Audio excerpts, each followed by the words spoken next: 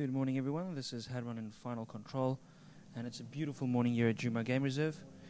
Please join us for our AM Safari in a couple of minutes' time, when we'll be cutting live to our game drive vehicle and broadcast vehicle called the Jigger. And this morning it's Patrick on drive with Sebastian and myself, Herman, here in Final Control. And as I said, it's a beautiful morning here, and hopefully we'll be able to spend this beautiful morning with a lot of African wildlife. So join us in about 1 minute's time.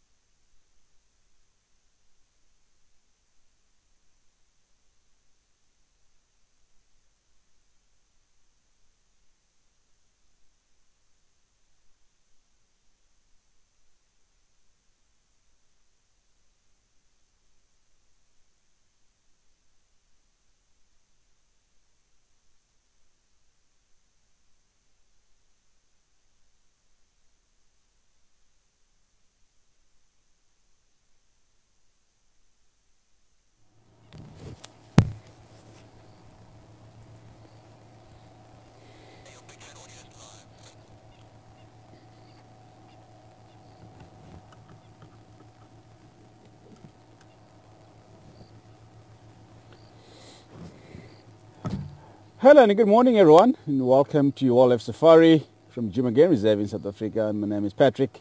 Sebastian is behind the camera, and Herman Gerber in Final Control. So three of us, and then we will be conducting the draft this morning, driving around in this beautiful African bushveld and see what we can find for you. And I'm just hearing the francolins going crazy on the bottom side of quarantine. I don't know what's happening down there, so we're going to go and investigate now. And just enjoy the game drive in this beautiful, beautiful morning. The sun is rising up in the horizon, and looks like it's going to be another hot day in Africa. So let's go out and see what we can find for you.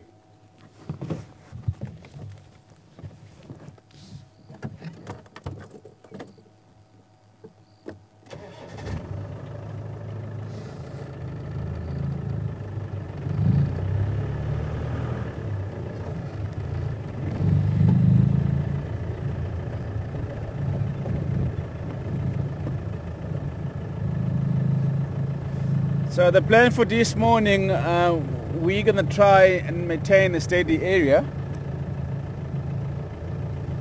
and see if we could possibly relocate Gorilla and the cubs. And last night they were seen down on Zeus Road in the western part of the concession. So we're gonna be heading that way and just drive around so we can find the tracks and the curbs. So if we do come right or don't come right, and then we're gonna start driving around and see what else we can find in this beautiful, beautiful morning.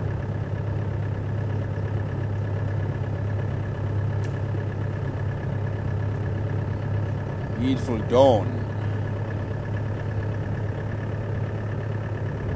Stunningly gorgeous, gorgeous morning.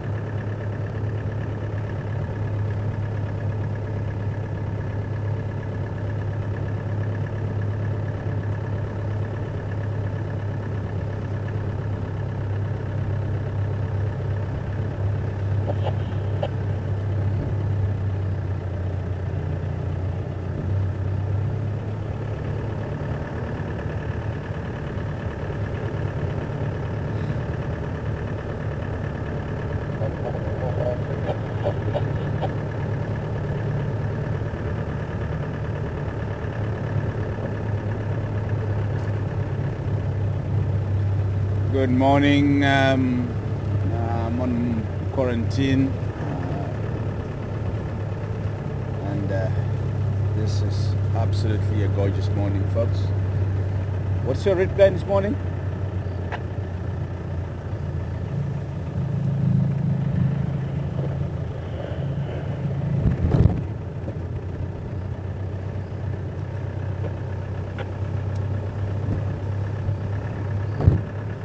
I didn't copy a word, just static.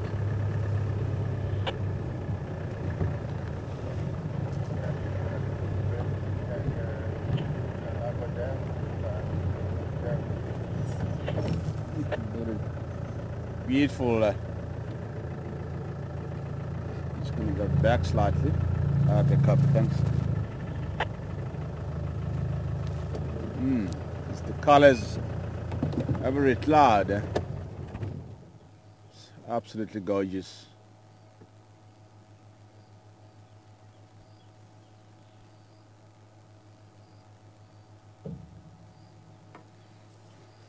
Just look at that. Where else in the world can you see a beautiful colors in the sky like this? Beautiful dawn and the dusk almost every day.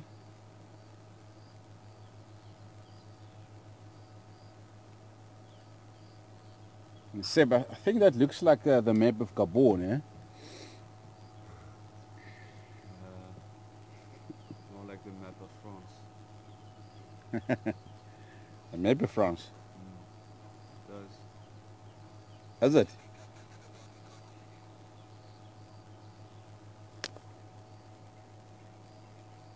And Seb says that cloud with beautiful colors and overrated, and looks like the map of France.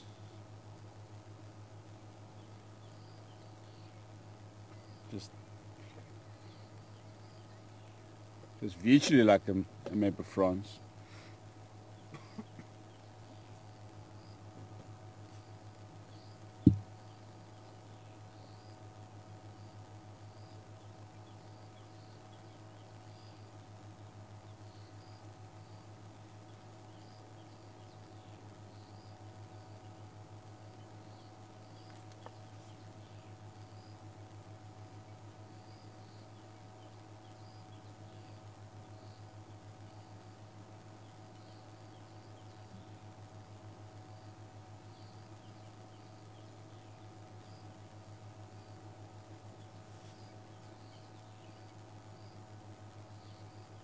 So the sun is still struggling to break through different layers of clouds.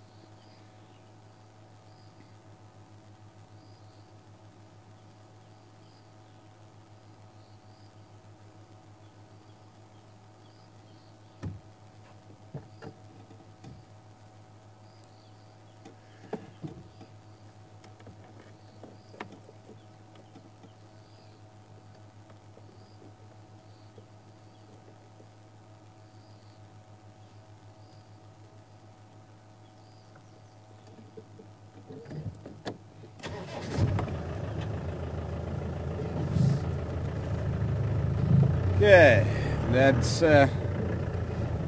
carry on.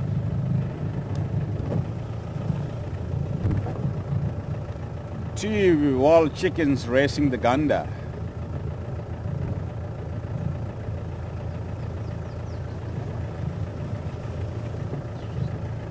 Running for their lives in front of the vehicle.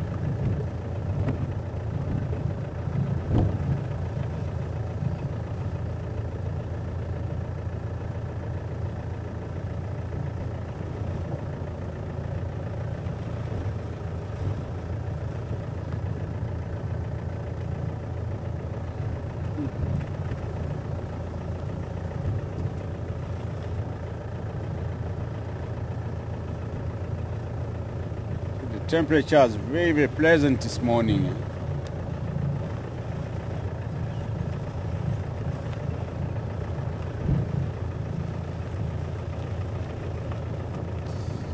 It's a very good combination of a pleasant temperature and a beautiful morning. Clear blue sky.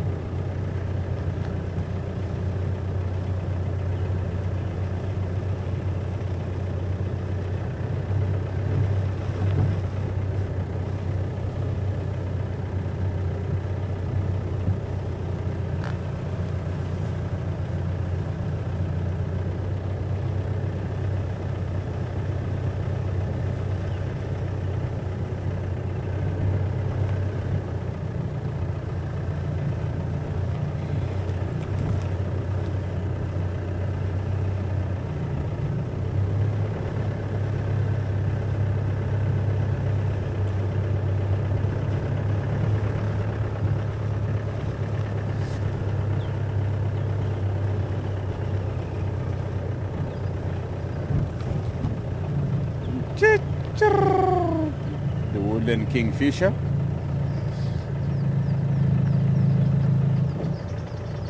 Giving Africa a salute. Hey. Oh. Yeah.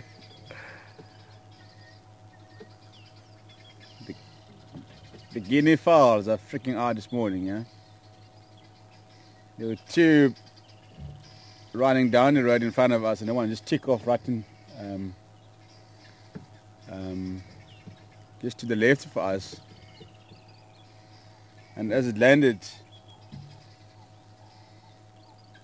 on the ground and it spooked the other one, and also gave itself a fright and just bounced off on the ground and took off again. Nice one. I haven't seen a guinea fowl in a while.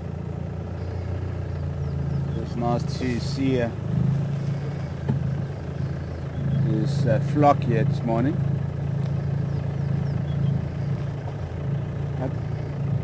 I presume that this is probably the same group of guinea fowls that we often see around Gallery Dam, but they haven't been seen around Gallery Dam for a while, as I said.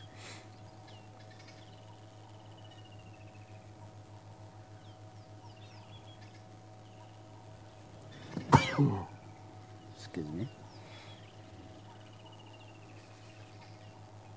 the vultures, the white-backed vultures.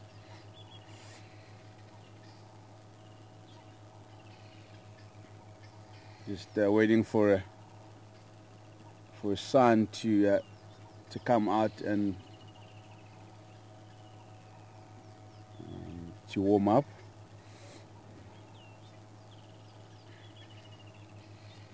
And they'll start flying around in the sky looking for food.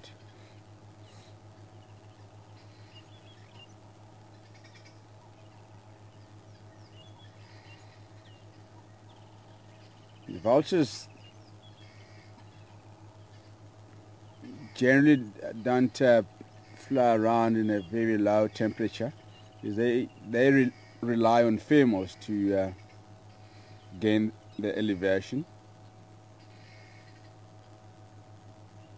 Unless if there is a kill nearby.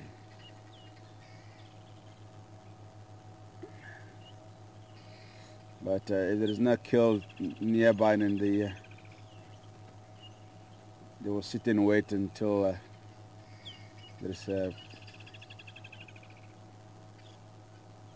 current in the atmosphere, or thermal.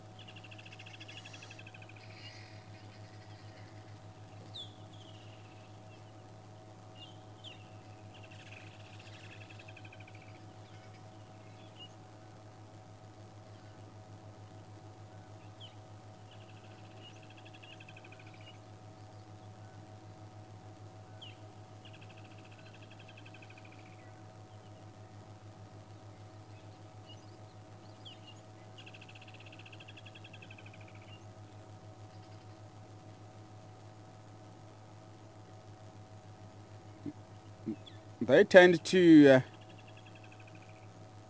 sleep in the dead trees.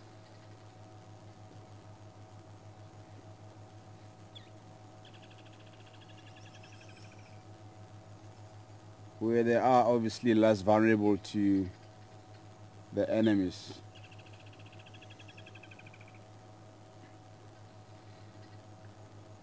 Like the janets. Even leopards sometimes will try and go for the vultures when they're sleeping in the trees at night.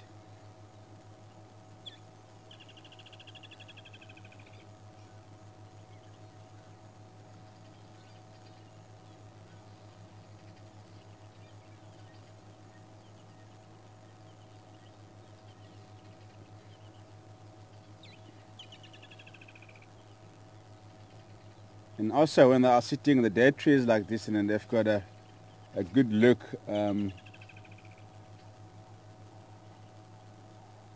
the surrounding ground,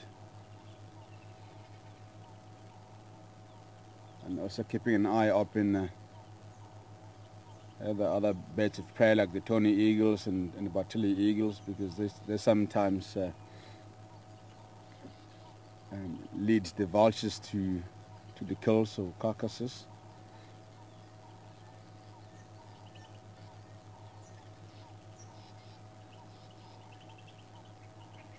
So they always play by eyes. They've got incredible, excellent eyesight, the vultures. You're sitting up in the tree like that and you can see what is happening about 4 or 5 kilometers away.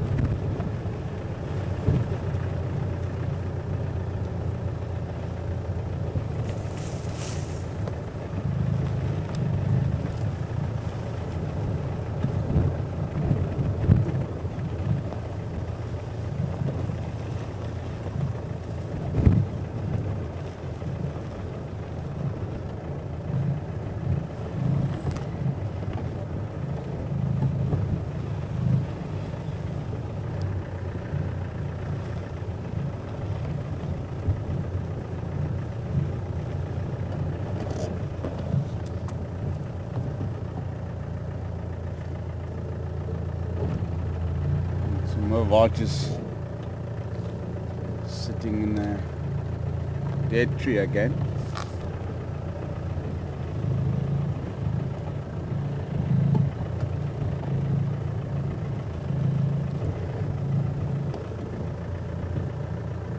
It's about 4 or 5 vultures in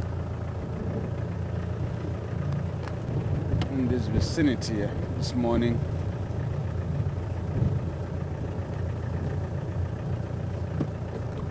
They're taking off.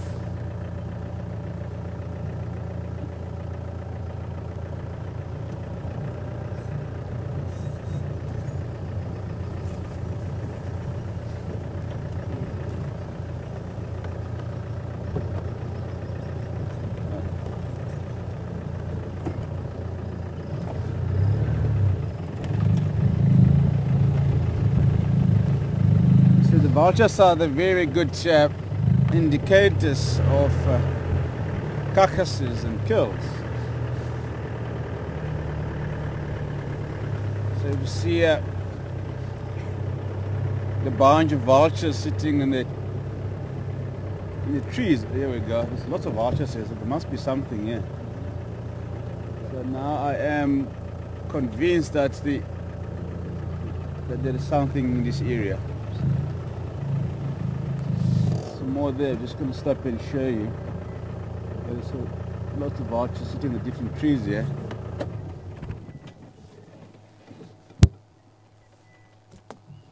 Ooh, lots of vultures, so there's definitely something in this vicinity here. 25, 30 vultures in total. Wow. There's some more there. In the tree, just behind us. There are about 30 or 40 vultures here, sitting in the different dead trees.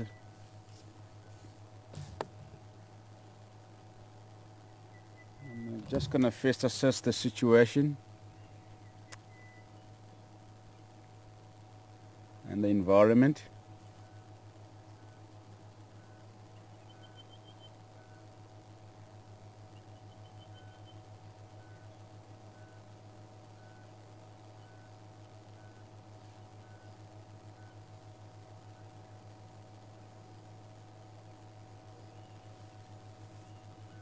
So I am quite convinced that there is something here. Yeah?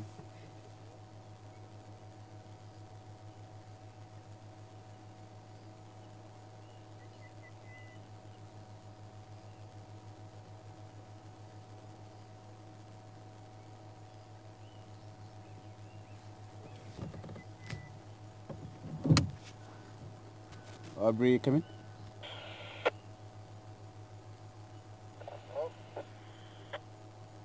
Upside is Makody's activities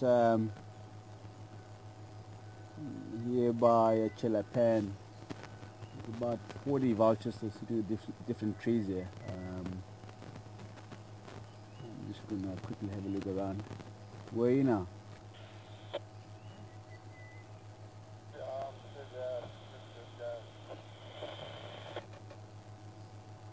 Okay, copy that, thanks.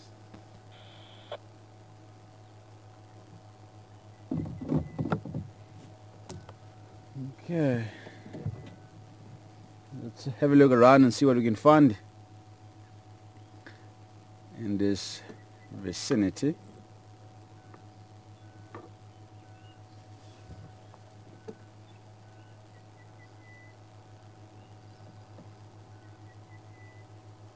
I don't see any hooded vultures around here. The hooded vultures, and I tend to sit very close to the predators, especially when they are on the kill. So the white-backed vultures tend to sit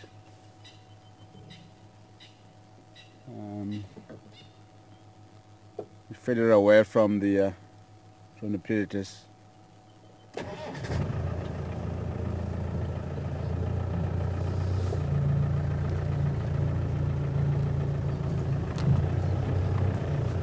before I start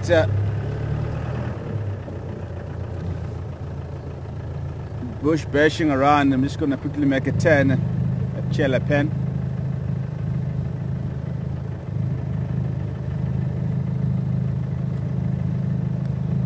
Sorry, vultures.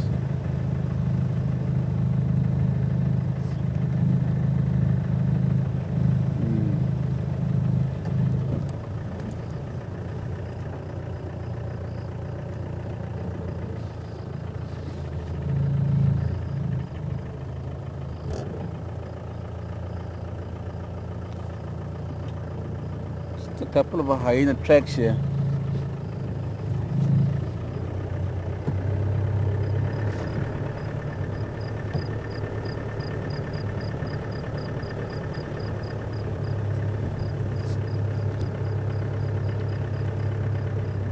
So the vultures sitting in the trees like that, and you need to check at least 100 meters radius.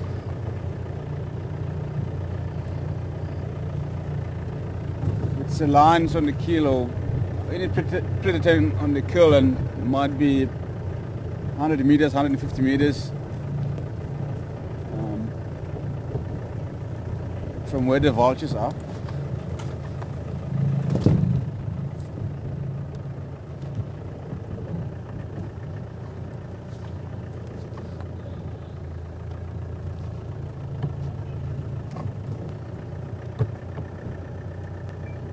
Some more vultures in the trees there.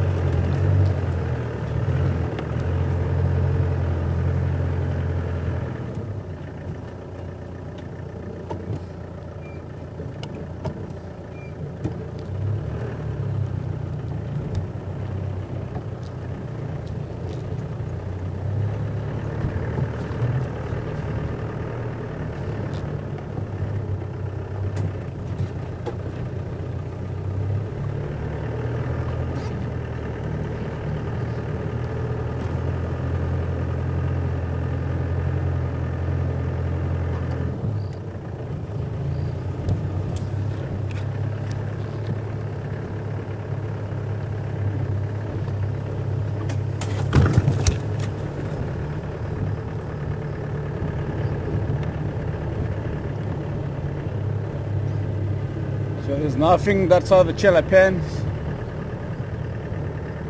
We're gonna go back to the vultures again. and start investigating.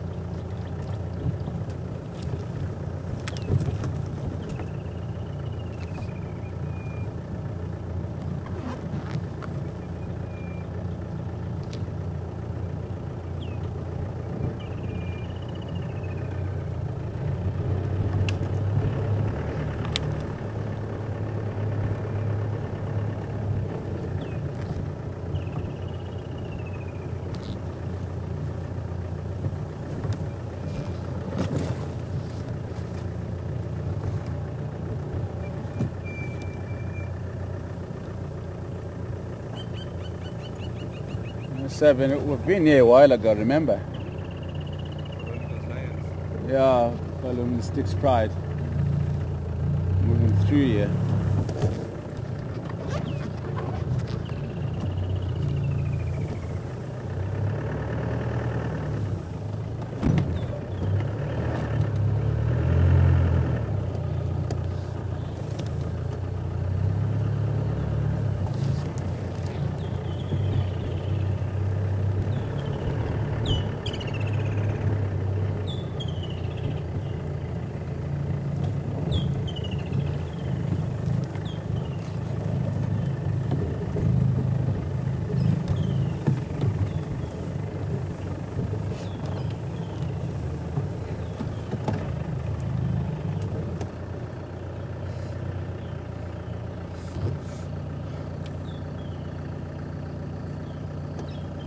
Walk there.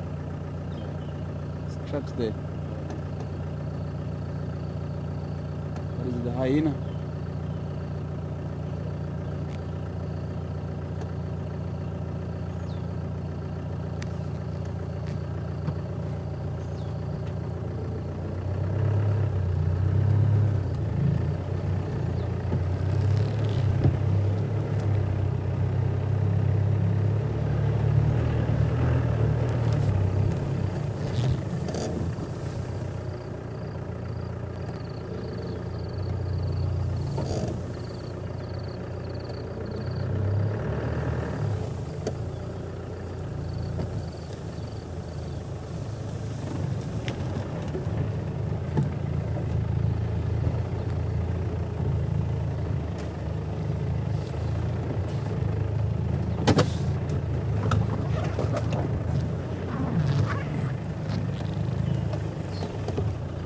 Just there. Taking off. Wow.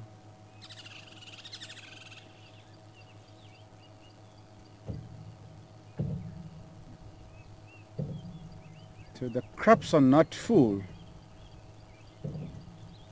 yet. They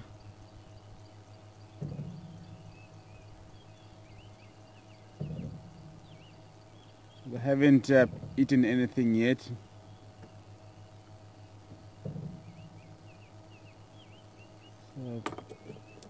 I think there's a predator on the kill in this vicinity here, and this is still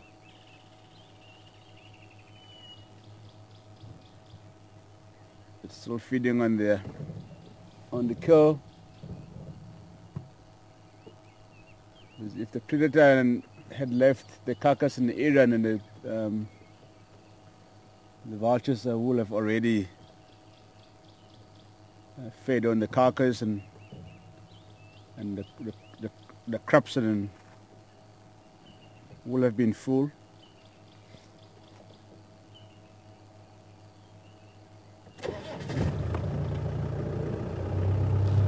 need to look very, very, very carefully. It's very thick here where we are. There's more tracks here. I'm just gonna check here.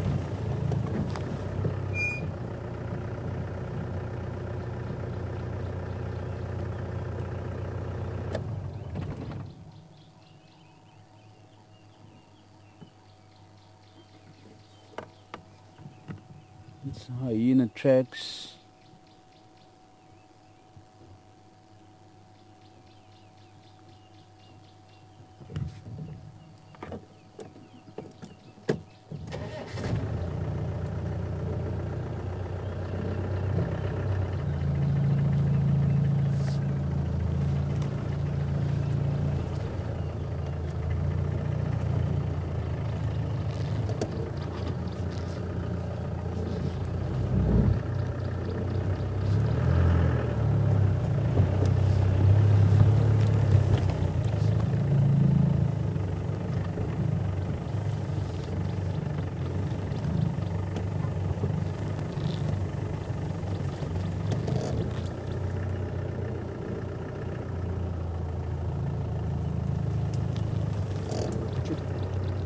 Oh, they're taking off, and every time I'll stop and switch off the engine, they take off.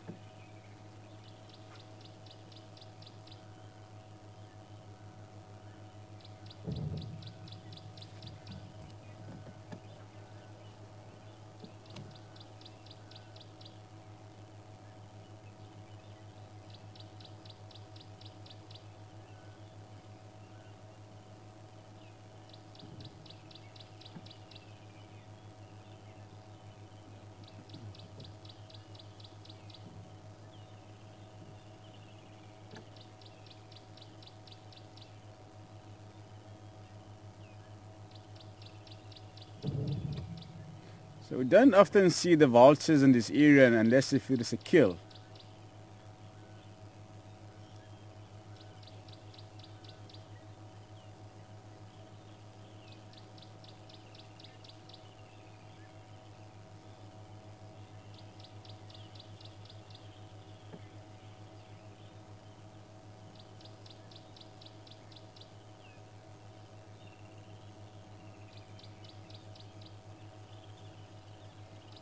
And if Albie managed to spot a hooded vulture, I might be able to have an idea where the carcass or a kill could be.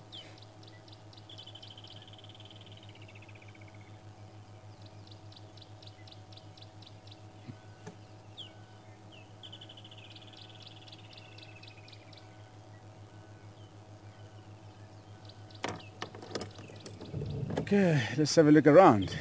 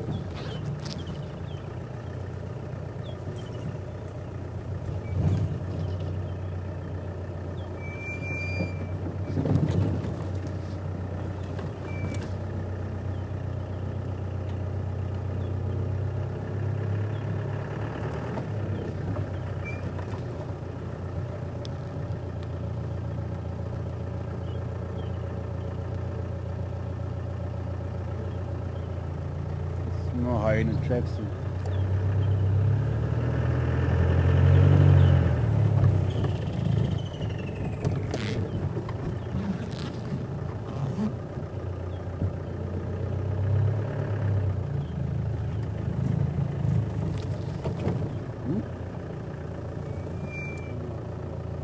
Your camera.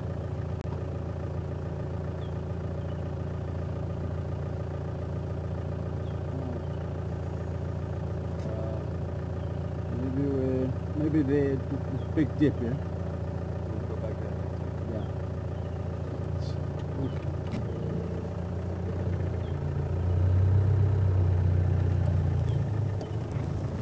Seb lost his camera. But we're gonna go back the same way we came from. Try and look for it. I think if we dig up back, Seb, we need to sit on the bonnet, yeah? Because otherwise I'm gonna drive over it, yeah. It's long grass.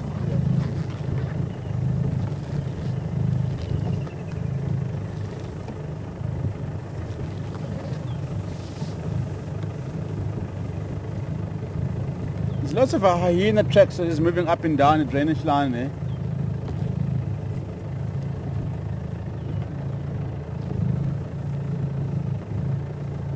Maybe the hyenas killed something last night.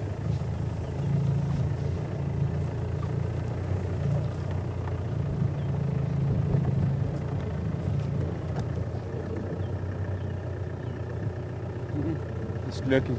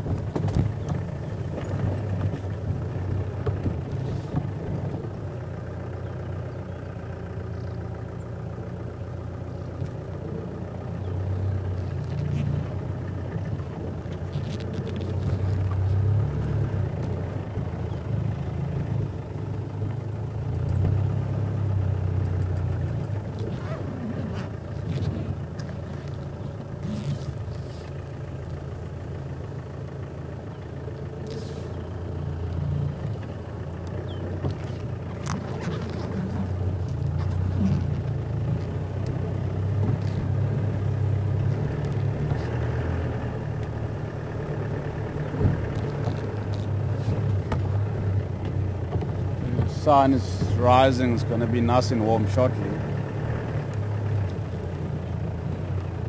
Just going to drive in this drainage line and see how far we can get.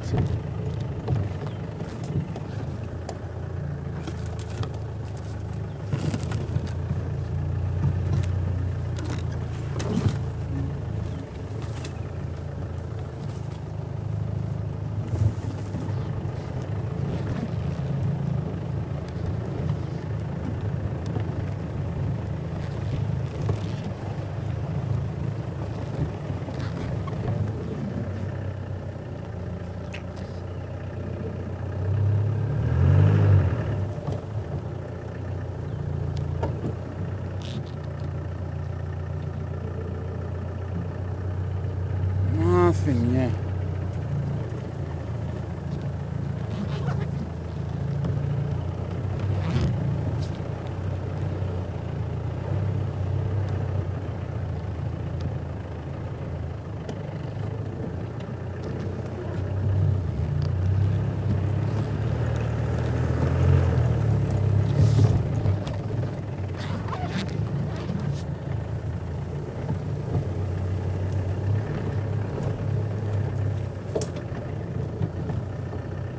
Can't go any further. Drainage is getting narrow and thick here. So we're gonna have to go back.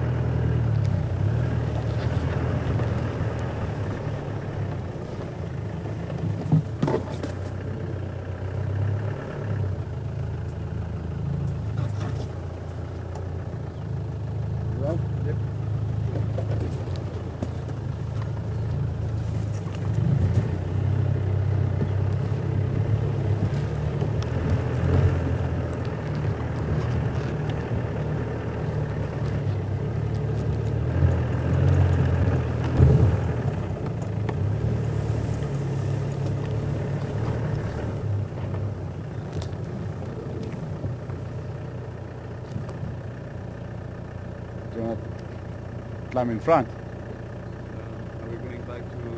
Yeah, we're going to go back the same way we came from, yeah.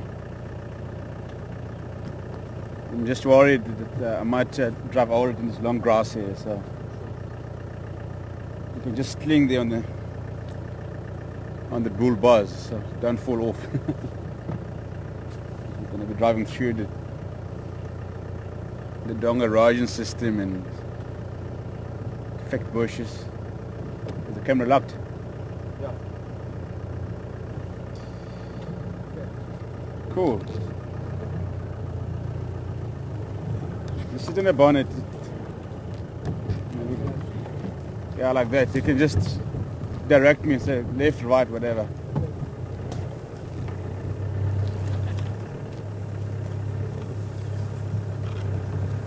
It would be nice to drive with a tracker, yeah? So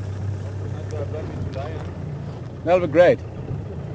They're used to the tracker sitting up front.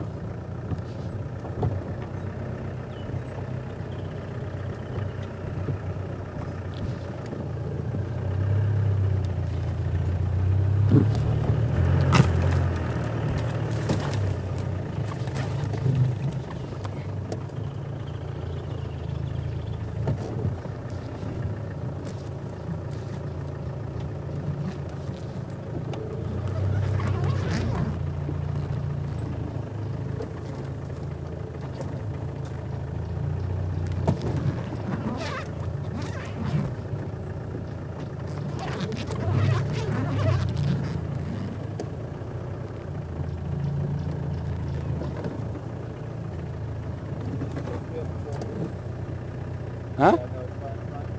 Okay.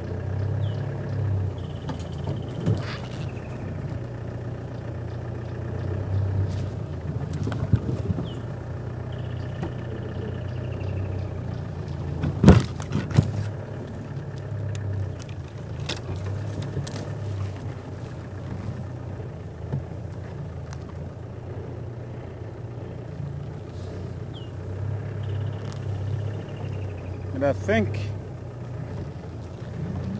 it might have fallen off in the big deep there east of Chelapen.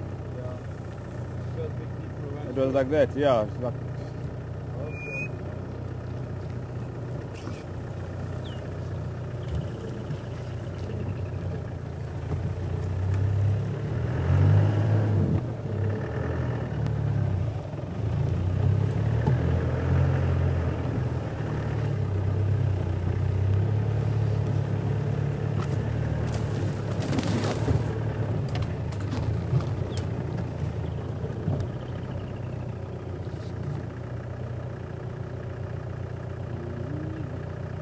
where are microphones, sir? The microphones. No, it's not asking for them. Oh, yeah. I think they get caught in the branch.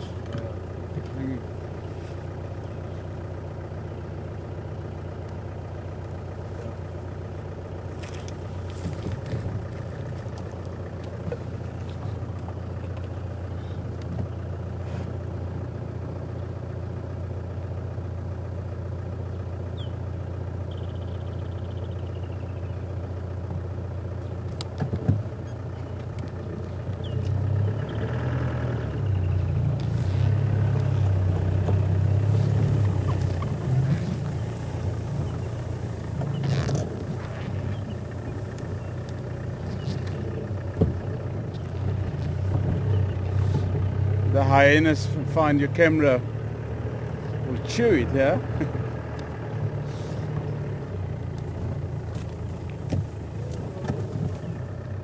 No, that's fine.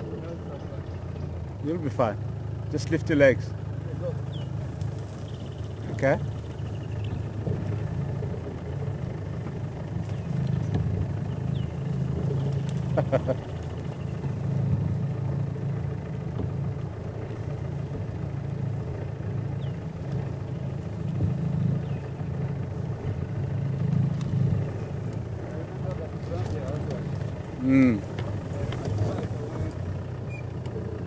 Like back and forth.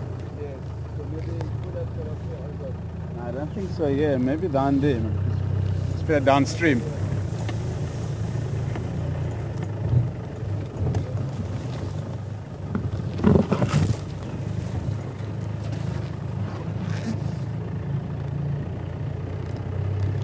It's definitely down there.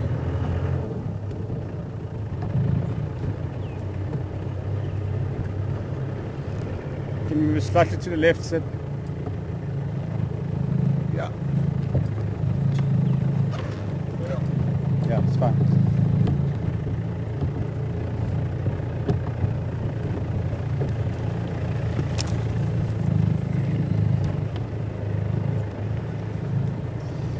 They were looking for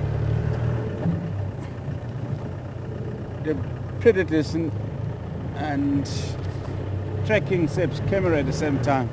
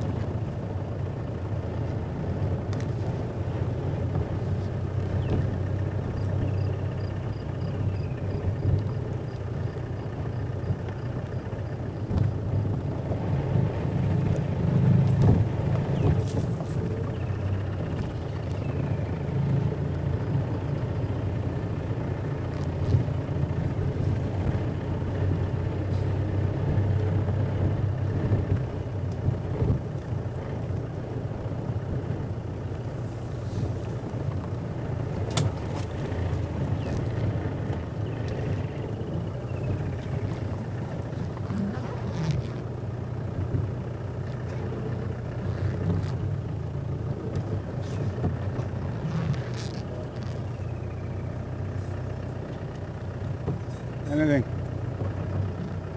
Hold on, eh? Yeah, I think so. Just gonna walk down here. I'm trying to look for it.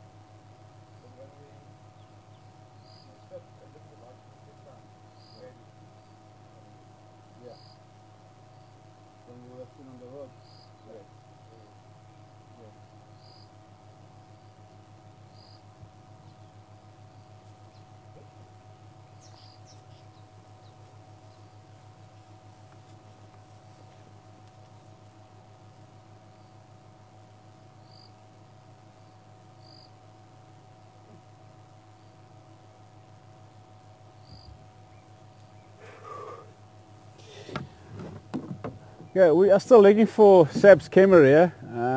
We're not getting luck at the moment. This is the area where I thought it could have fallen off, but we don't see it anywhere here. So maybe, I don't know, it's just very difficult to say. But Seb says when we stopped and look at the vultures for the first time and he had the camera on him, so it could have fallen off just between here and further upstream. So we're just going to go back and look around again. So I don't know, just very hard to say. So it must be lying somewhere in the long grass here. It's very difficult to see in the very long grass, as I said earlier. So we're going to just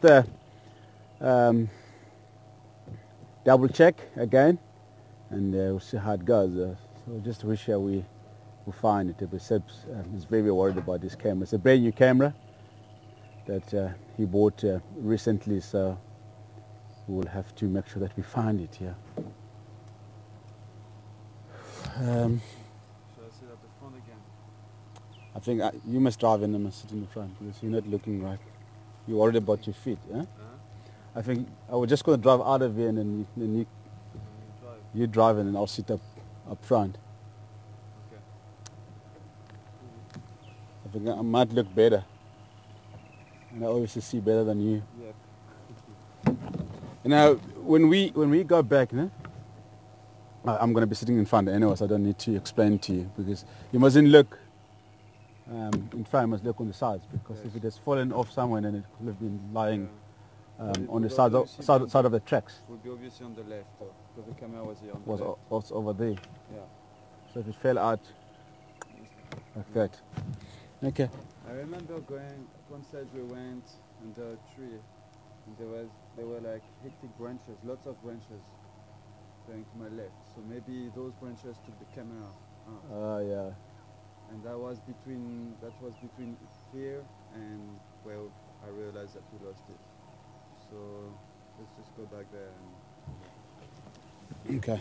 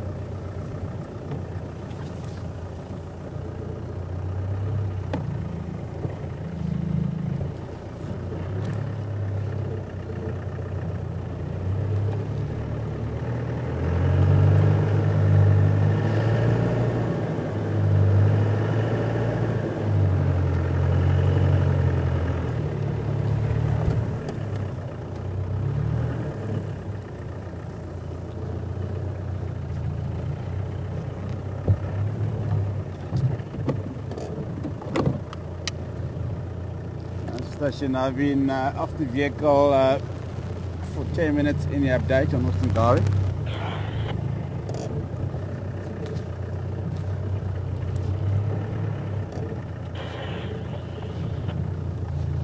Confirm Bluetooth.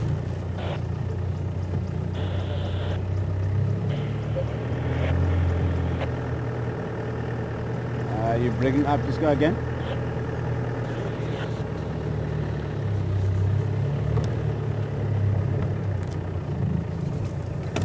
Okay, copy.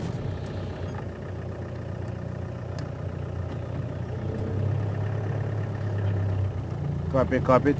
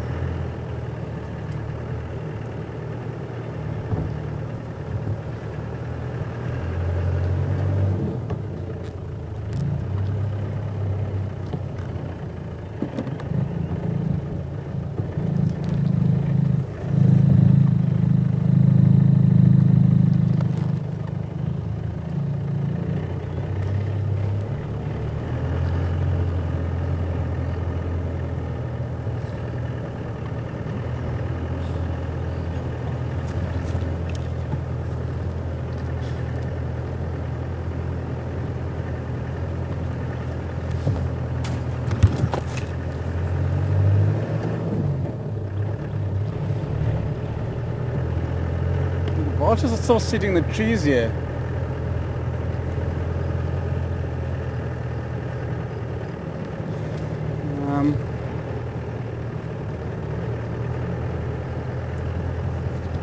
No, I mean, like,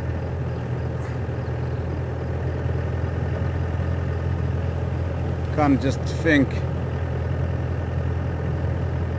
for now.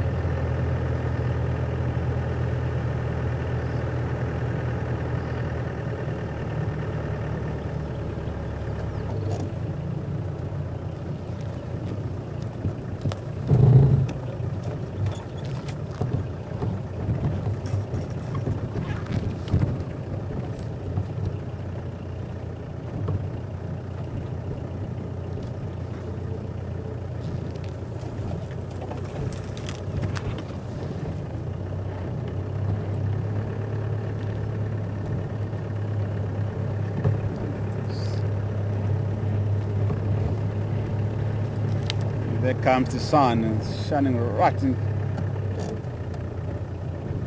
into us.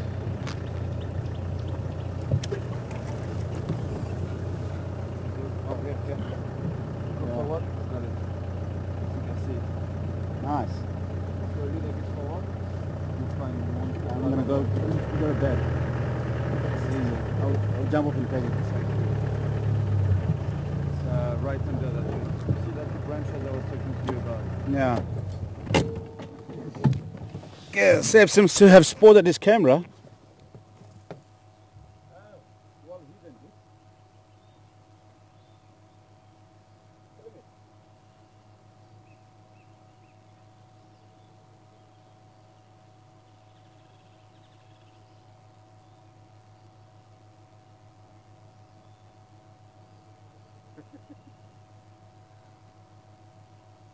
The bush is full of surprises, eh?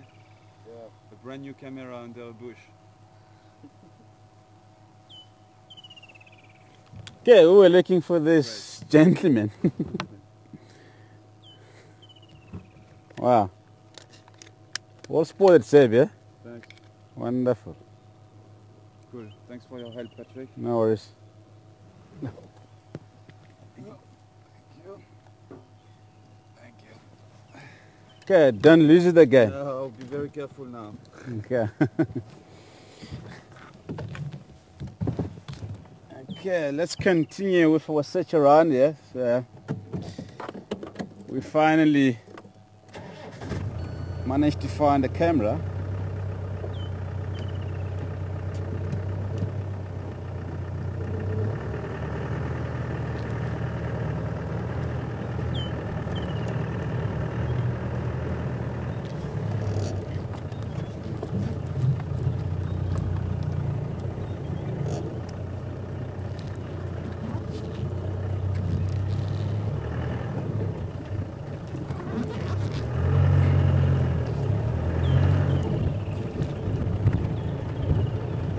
If you don't want to lose it again, I think you must put it around your neck, Seb. Eh?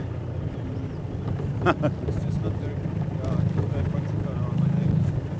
But it's fun off me like that.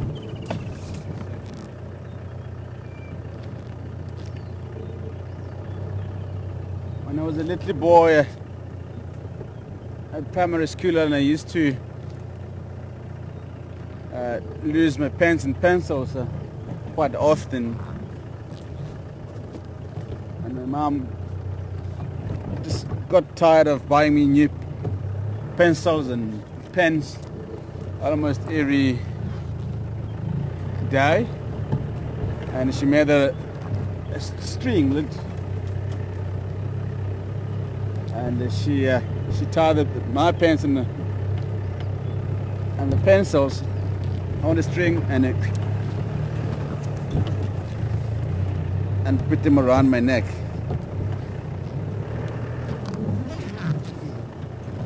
So that I don't lose them again. So I think I must teach Seb that lesson as well.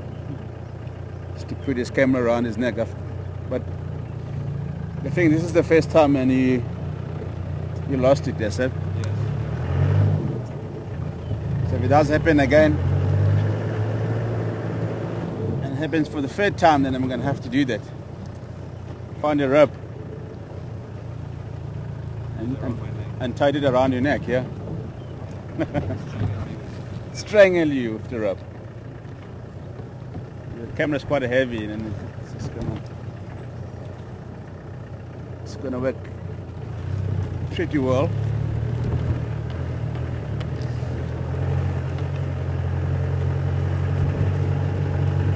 I'm just gonna have a one more look along this road, so if you don't come right, and then we're gonna start heading west towards Zeus Road, Treehouse Dam, that area.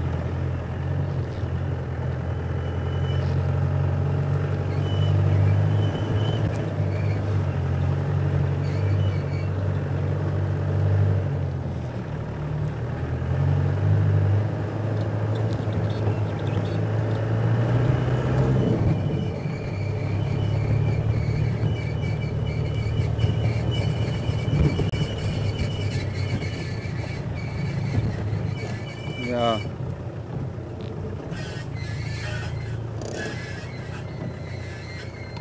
It's bad squeaking on the wheel. Must be a piece of stone or a branch and stuck between the disc and the brake pads, and makes that terribly squeaking. But it's going now because I reverse and go forward. It's the only way to get rid of it. Just to stop, go back and forth. More vultures here still. Phew. Just look at the wingspan, yeah? It's incredibly large wingspan. That's why a big bird like a vulture relies on the heat current rising from the ground to the atmosphere. Otherwise, then it will use too much energy and not be able to cover considerable distance to find food.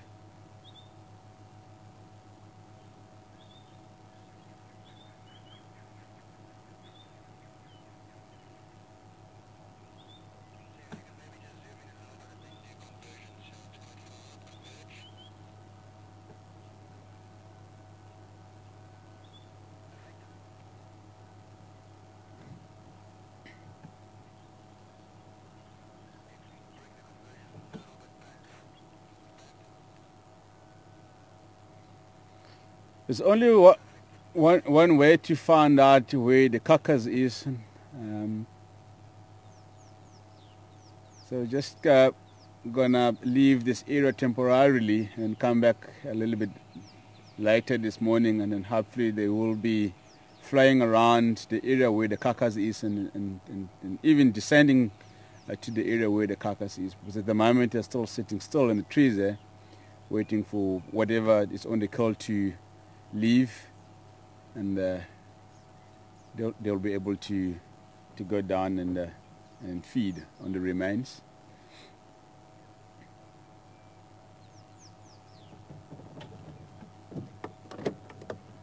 I'm just going to have a one more look down at the drainage line ahead of us, and if we don't find anything there, then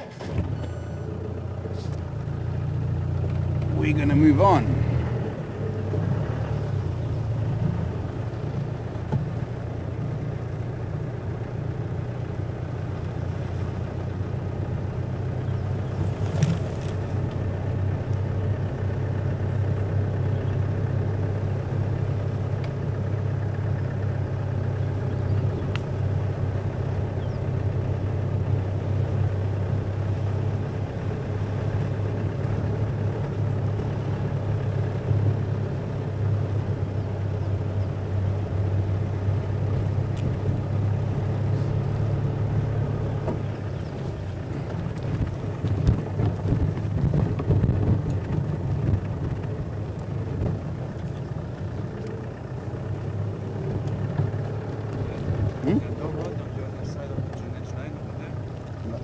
No, the road it's further away from the drainage line now.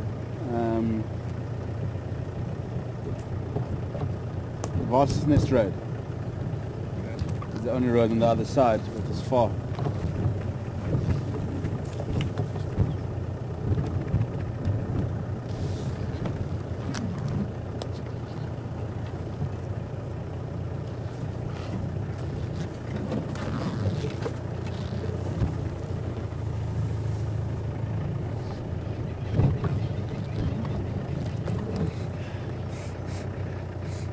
I think I smell something dead, eh?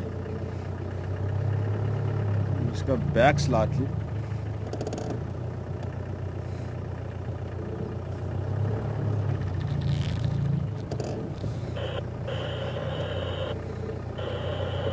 Nah.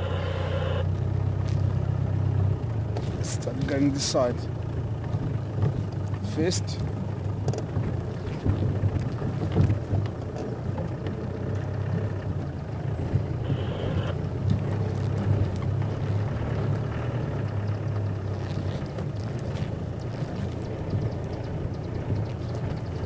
Just getting persistent now.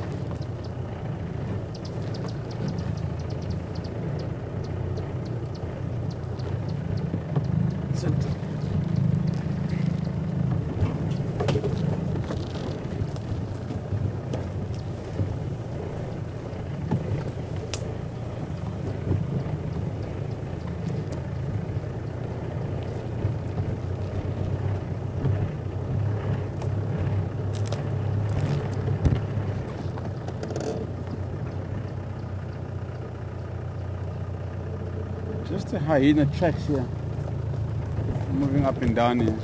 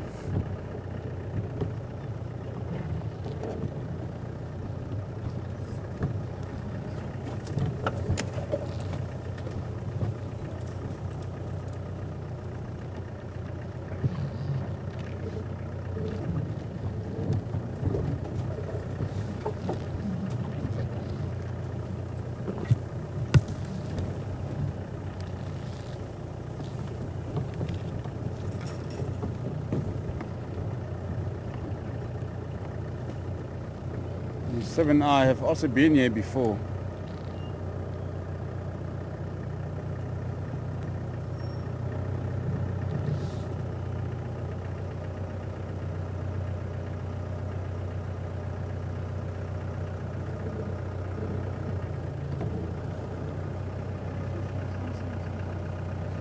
From the dirty water.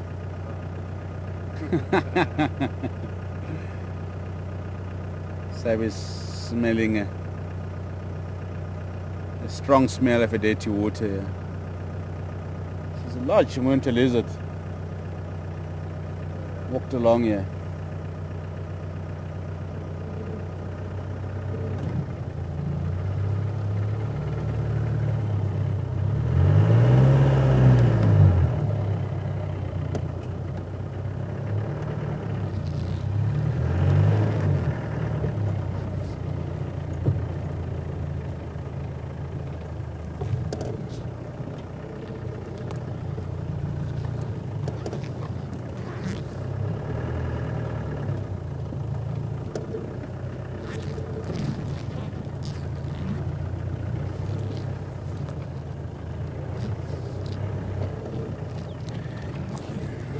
I'm giving up for now.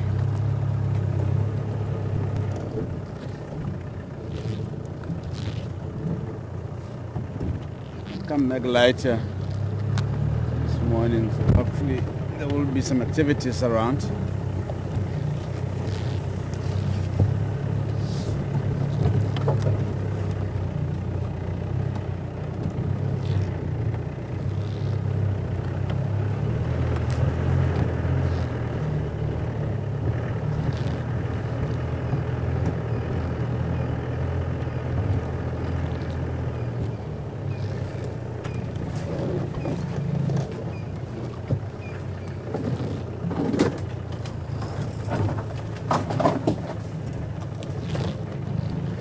Have you still got your camera, Seb? Yeah. Yeah. Eyes on it.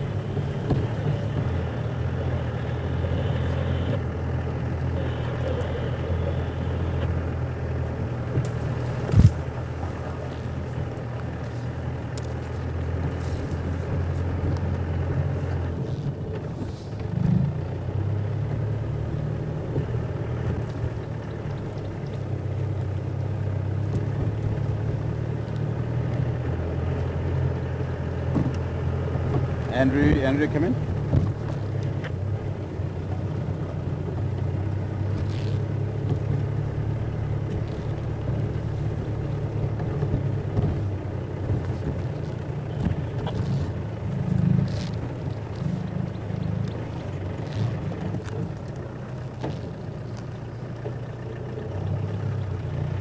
Good. Back on the road.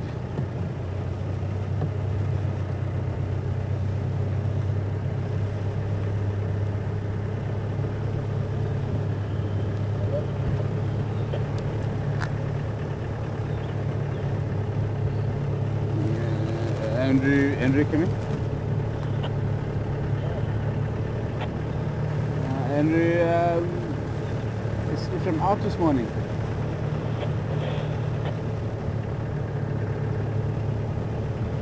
Andrew, just telling me way about. Did you guys leave Kurila and the Mapimpan last night?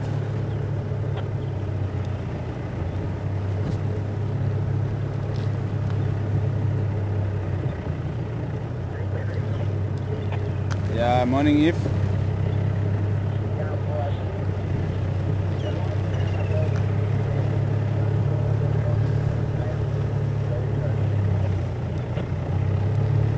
Okay, copy that. Thanks very much.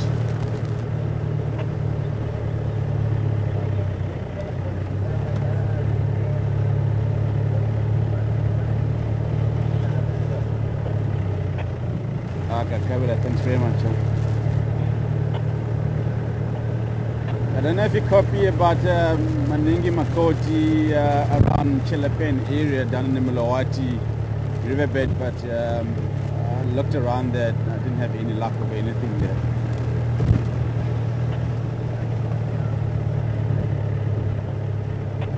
Copy, but there's Maningi Makoti, about 30 or 40 Makotis sitting in trees in that area.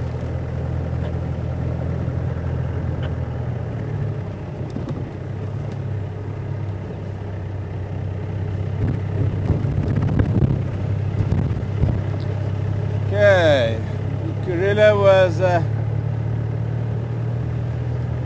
heading southeast towards the old Hyena Dam by Zoas Road. So we're gonna go and have a look around that area and see if we can find anything. Apparently that is the area where the cubs were first seen about 3.5 to 4 months ago. There's a little termite mine just before you get to the old Hyena Dam. That's where they were first seen. So she was heading pretty much in the general direction last night.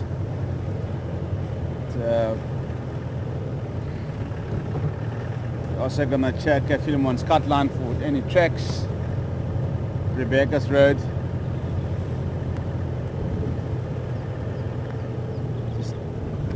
Just do a lip around. See if she has come out anyway.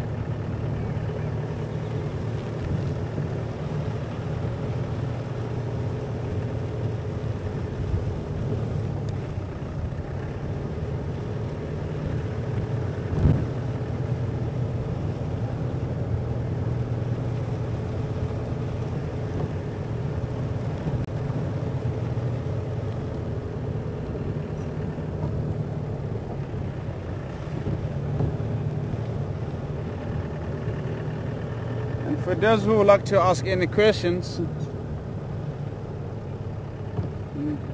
you can send them through to Final Control at wildlifesafari.tv.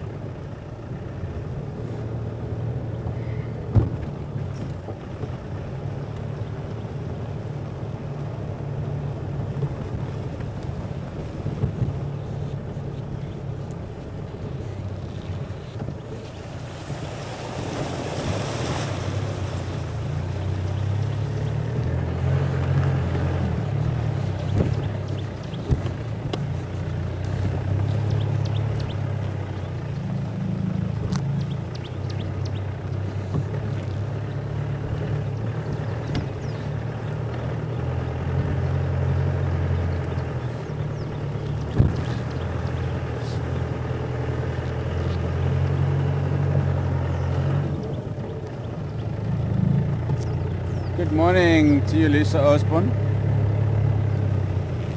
Lisa is asking about the elephant's communication and if you can be able to feel the vibration when they are communicating. No, you can't. You can't actually feel the vibration of the elephants communicating. It's a very low frequency sound that you and I can barely hear them or feel the vibration when communicating. It's called an infrasound. The researches have been done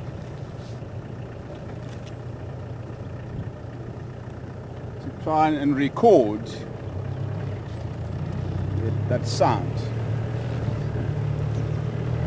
and they haven't able to hear it at all.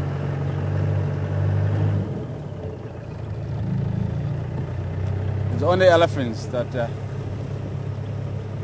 can hear each other.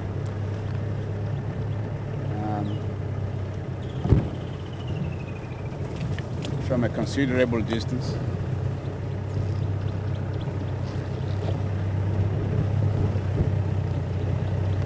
We can hear that sort of a rumbling sound, which sounds like it's coming out of the stomach.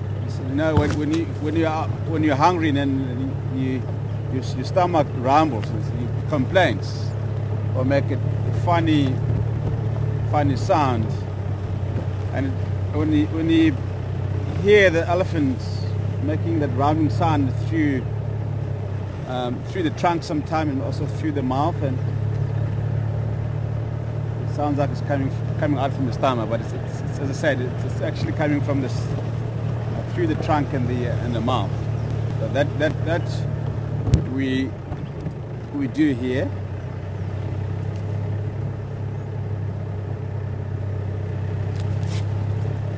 But not the infrasounds.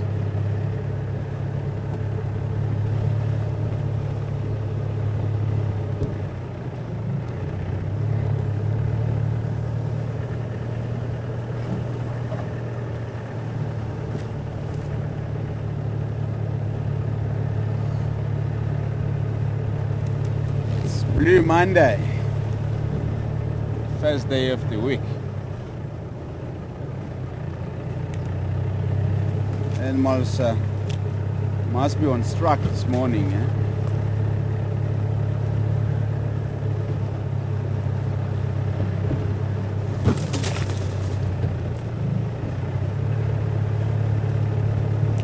Just gonna try and cover as much ground as we can and see what we can find.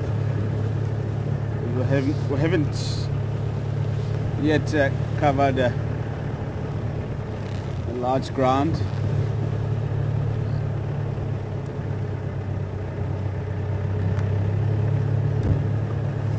We spent almost 45 minutes to an hour driving around in the area where the vultures are sitting and had no luck.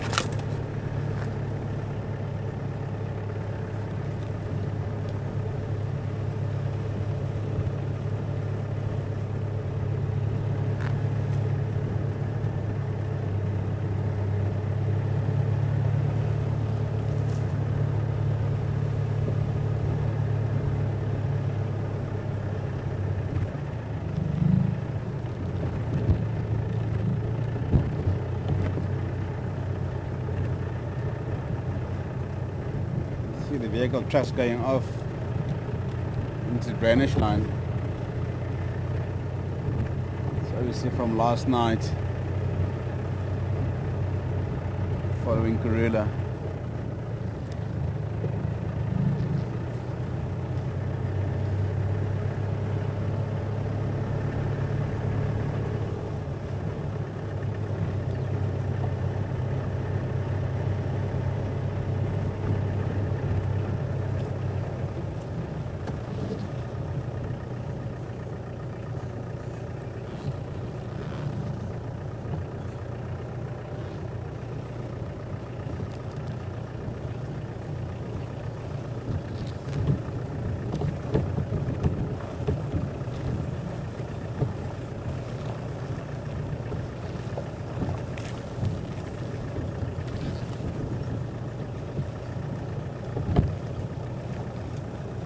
Some more vehicle trucks going off that way.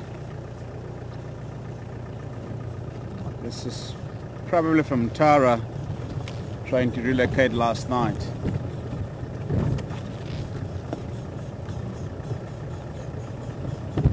I'm just gonna make a turn there by the old hyena den.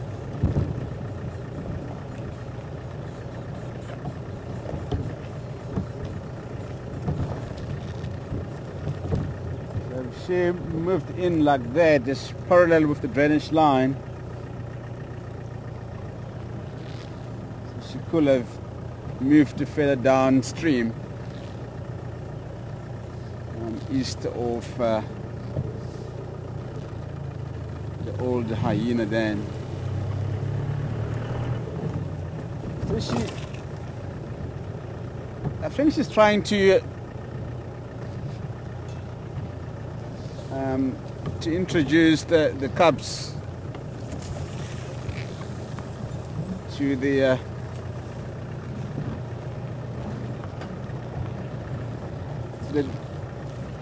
old denning side of her previous cubs.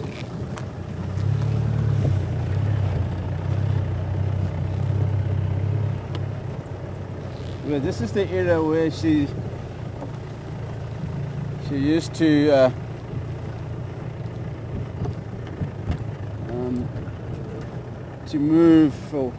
move around with the cubs at Mission Duna.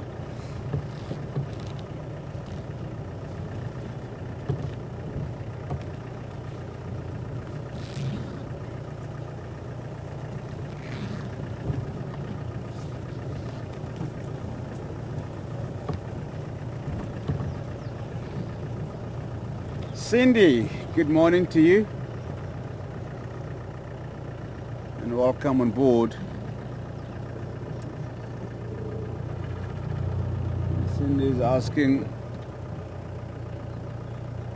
how are we gonna be able to sex the cubs? Are we gonna dart them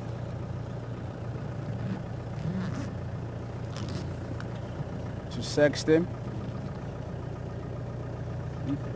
We can't go any further here.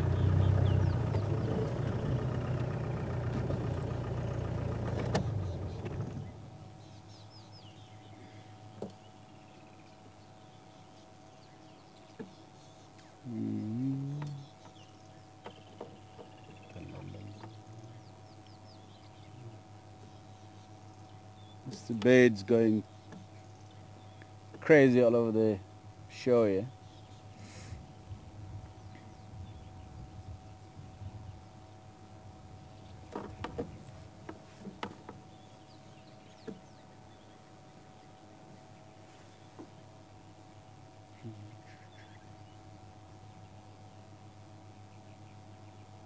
So she might pop out around Philemon's Deep or Philemon's Cut Line tonight or later this afternoon.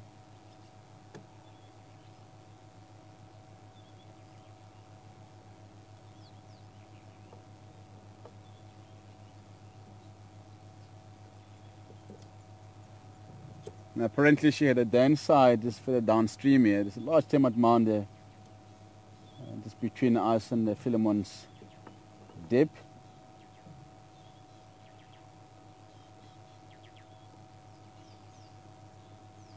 Maybe she has taken the cubs and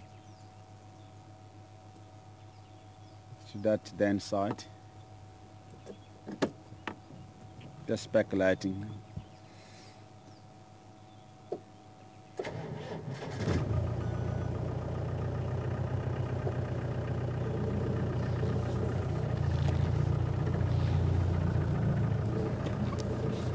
Okay, we're just gonna go and check around Philemon's Cut Line for any tracks and possibly make our way down towards Treehouse Dam. It's one of her favorite hunting ground.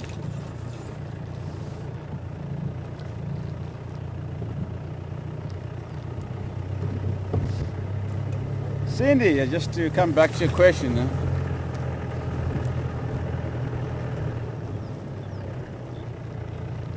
you're not gonna dodge the cubs to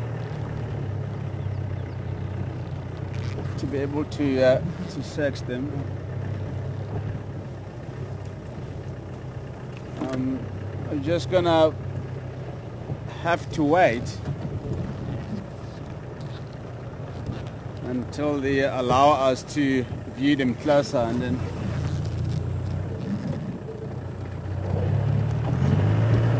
we will be able to sex them. At the moment, as I said yesterday and afternoon,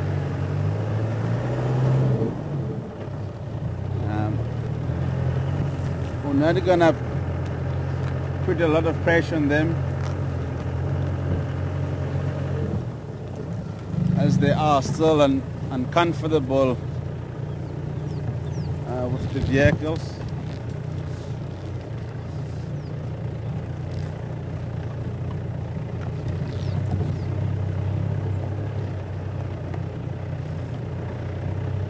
And they're still too young to be able to sex them. Maybe the next month or two or so, and we might be able to sex the cubs.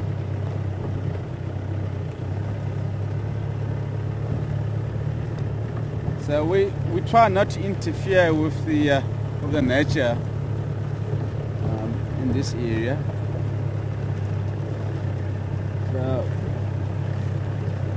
animals can only be darted when they're wounded by humans.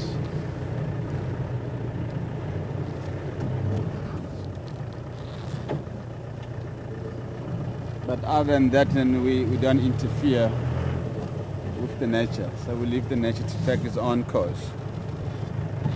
And we also don't do the leopards or researches in this area. I know they do leopards projects in different areas outside the park,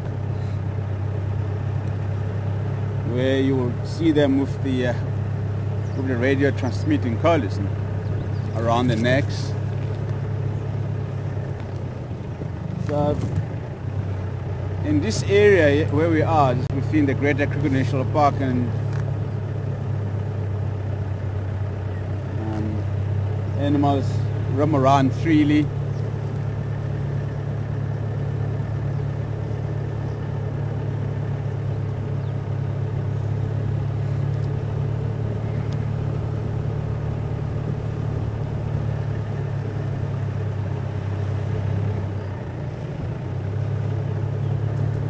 So they are as wild as they are.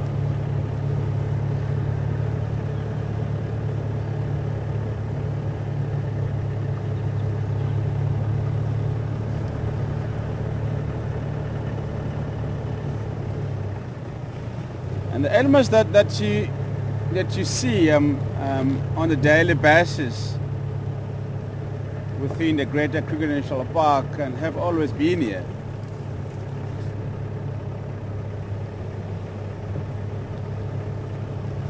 Especially your cats, leopards, lions, cheetah, wild dogs. Rhinos have been introduced many years ago.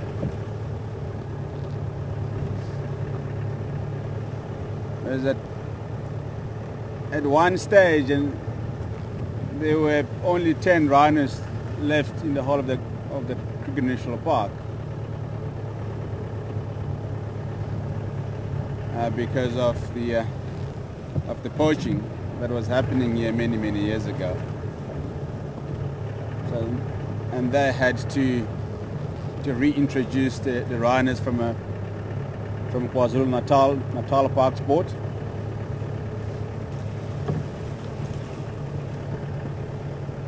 And for the past 50 years or 40 years,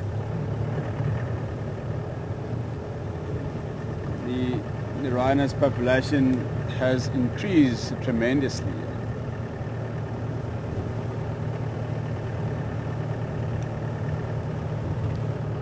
But other than that, yeah, animals that you see here have always been here.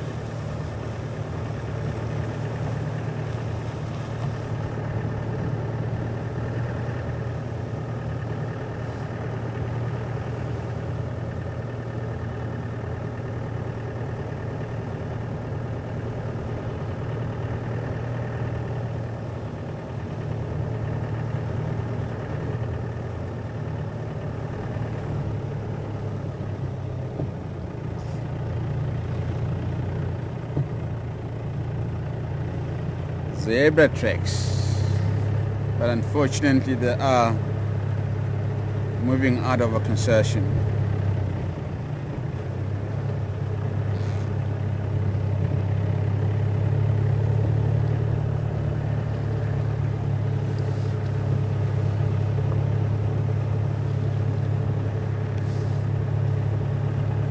Are you looking around, Seb? Lovely. Why are you looking at the trees or in the ground? Everywhere.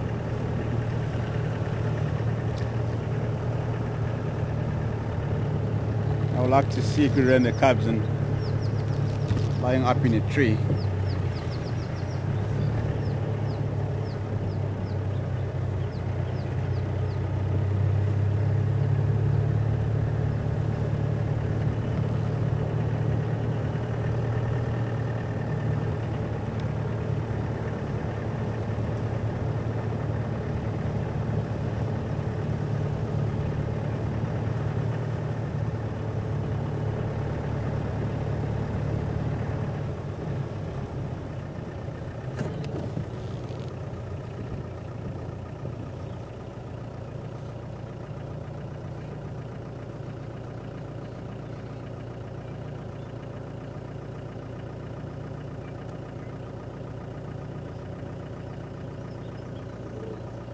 The Porcupine tracks. Have you ever seen the Porcupine tracks, Seb? Yeah.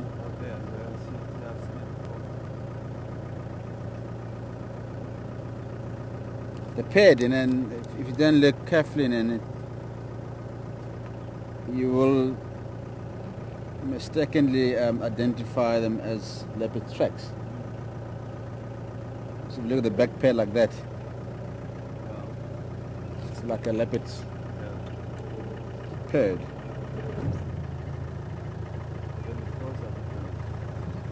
Hmm? Then the toes are different. Yes, the toes are different, yeah.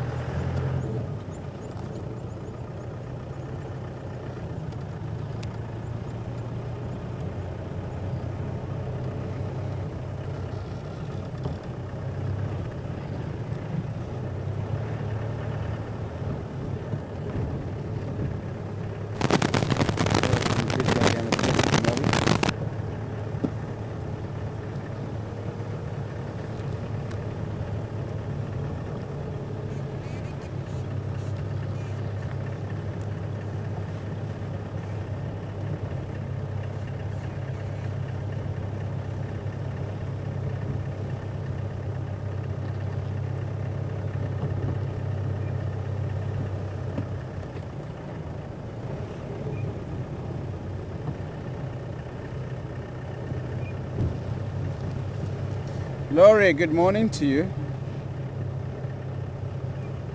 Laurie is asking about gorillas moving in the cups constantly. Will they be safe to the hyenas being around in the area?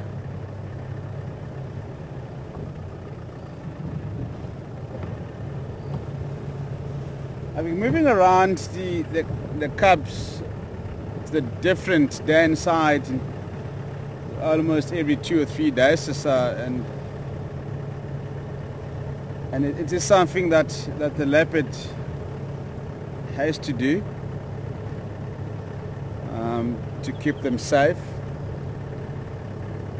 But if she does leave the cubs in the same den site or the same area for a long time, and that will eventually attract the hyenas to move into the area. But obviously with the smell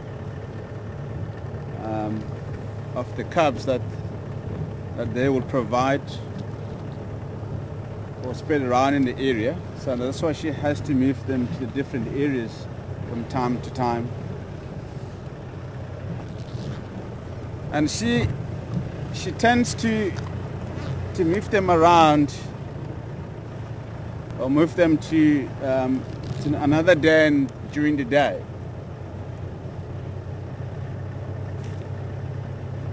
When the other predators are less active.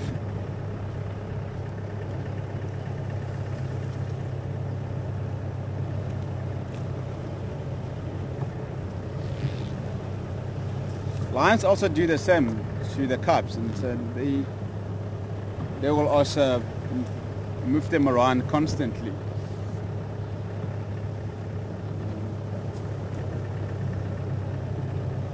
It's also to keep them safe from the other predators that may be attracted by the smell of the cubs.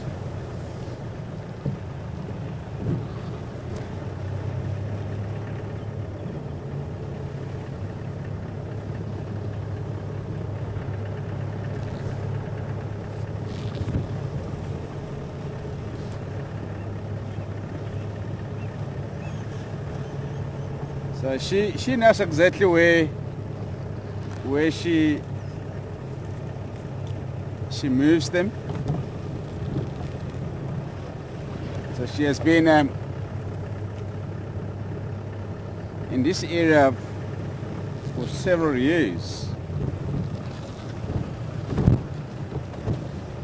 and she obviously knows the hyenas den sites.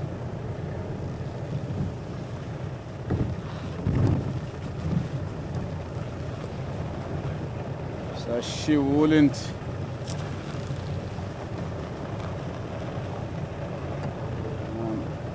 necessarily jeopardize the cubs.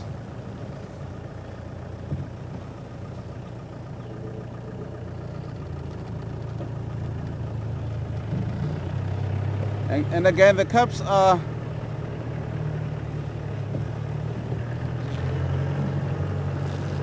capable of climbing trees now. So if she doesn't encounter any danger, and then the cubs will immediately climb up into trees to stay safe from the danger.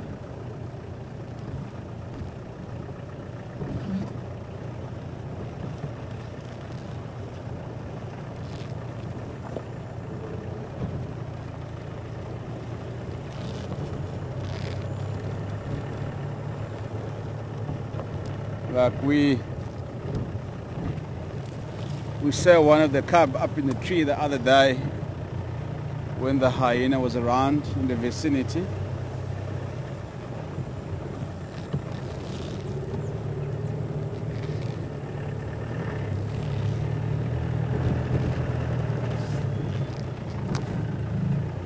And if she goes hunting, and she will make sure that she leaves the cubs in a very, very good safe area. And during the absence of mom, then the cubs will stay in one area. They will move around.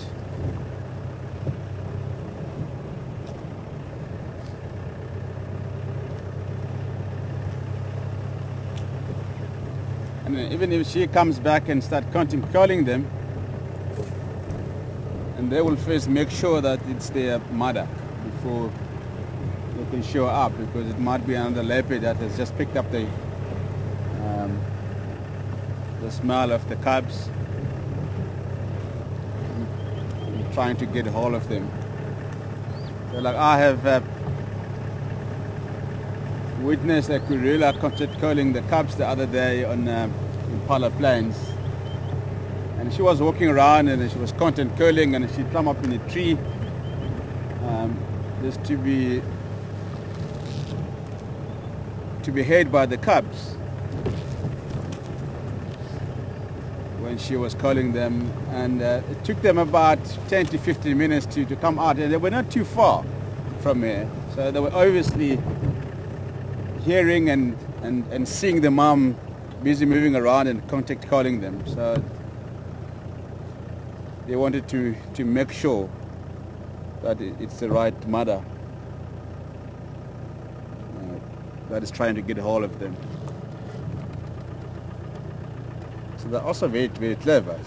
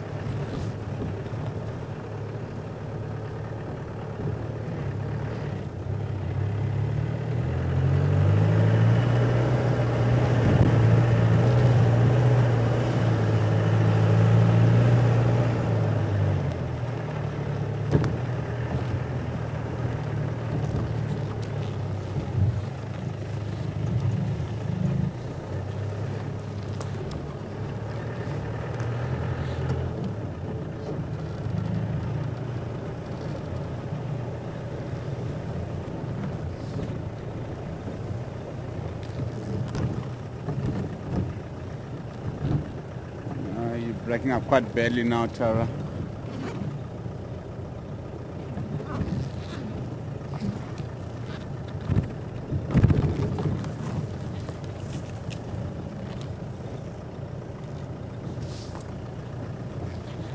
Still no luck on gorilla.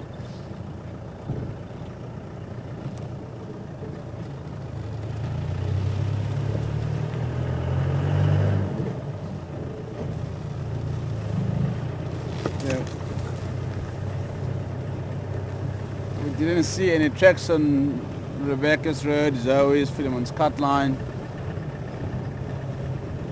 And we went via Treehouse Dam. There's no sign or any movement around the dam.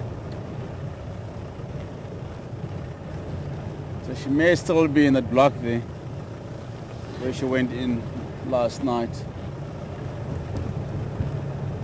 There's a young kudu bull on the other side of the drainage line. Stay there, Mr. Kudu.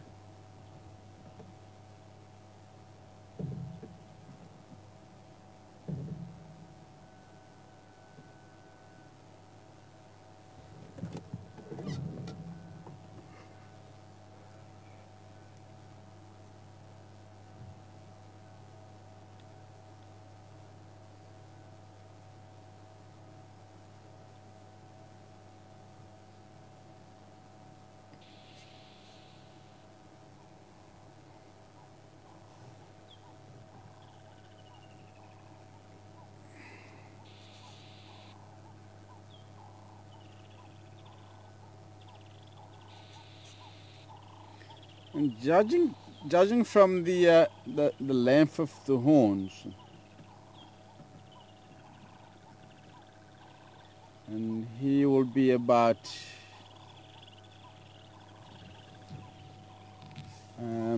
14 months old to 15 months old thereabout.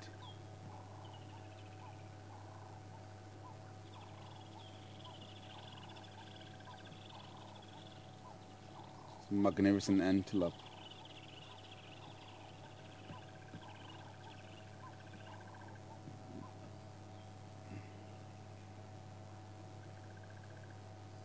There might be more kudus and feeding in the thick bushes here. It's very, very unusual to see a young kudu bull like this to be by himself.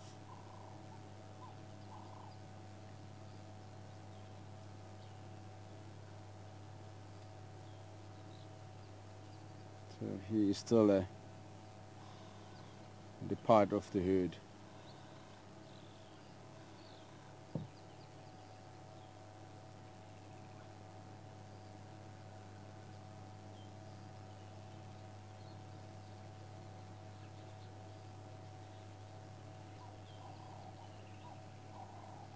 But the mature kudu bulls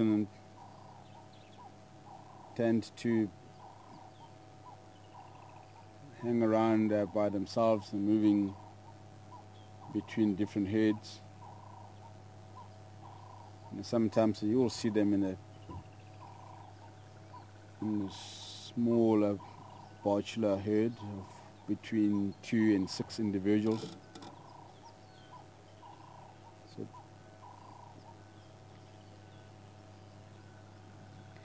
in the females are gregarious animals as a rule. You will never see a female kudu by herself unless if she's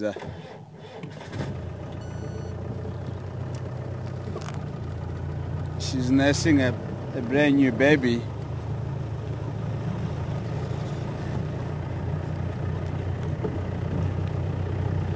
After birth, because they do separate themselves and when they are due to give birth to a baby, and after a day or two, and then she will take the baby to the rest of the herd and introduce it to each individual in the herd.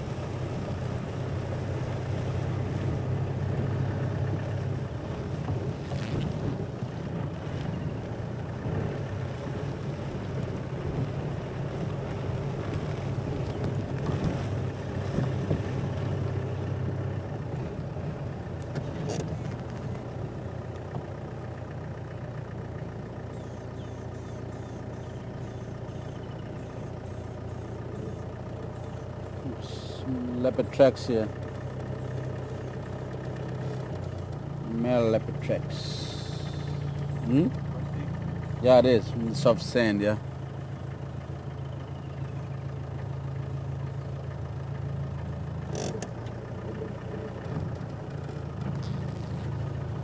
Possibly in Duna.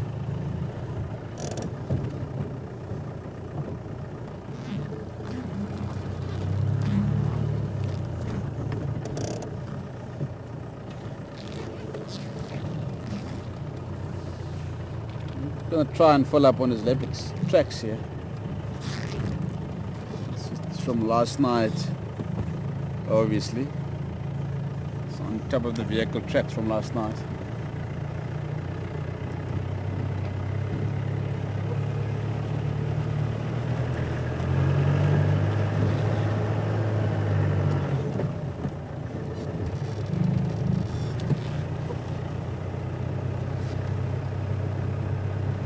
Ingwenkonzo.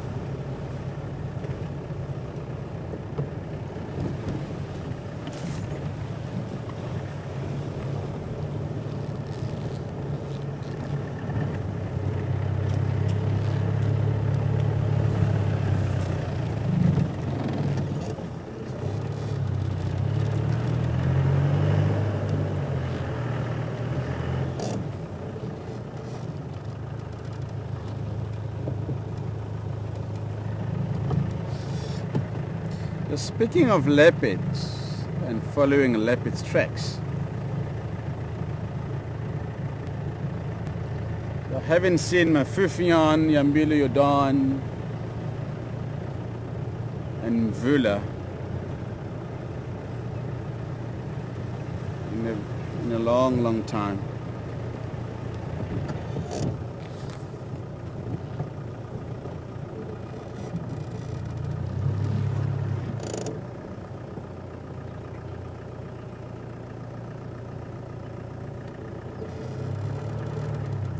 Tracks here.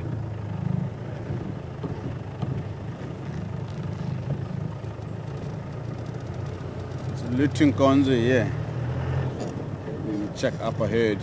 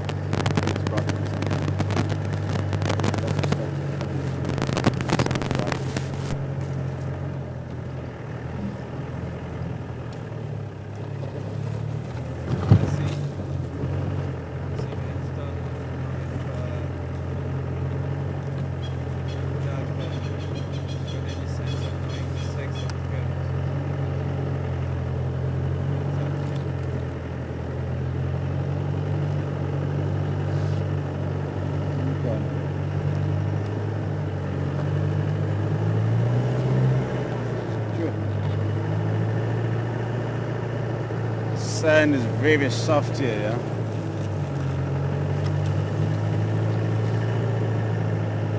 Kind of feels like it's almost getting stuck here in the soft sand.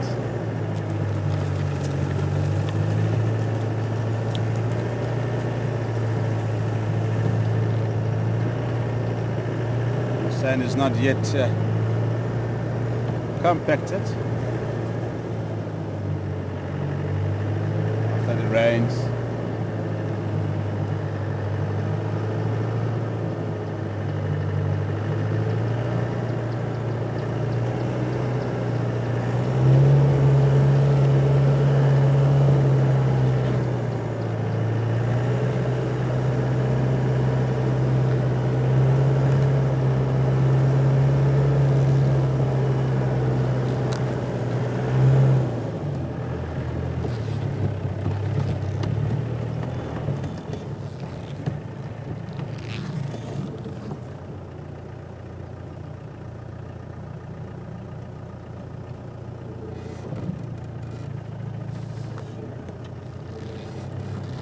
Anthony, good morning to you.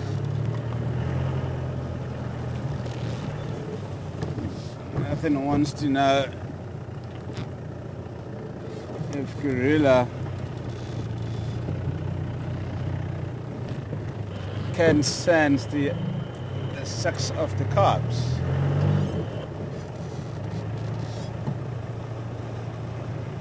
I'm sure she knows, eh?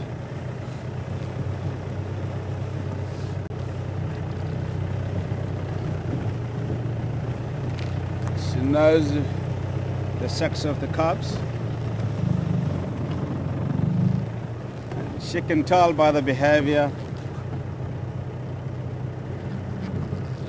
obviously the size of the cubs, and they wouldn't be the same even if they are twins.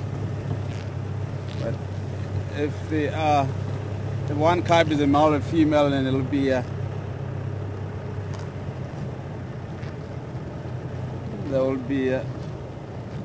will vary in size, obviously.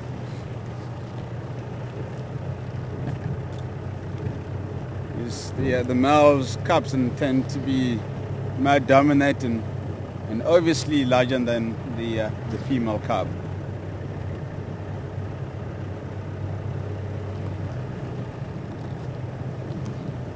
So she can tell by the behavior, and she can also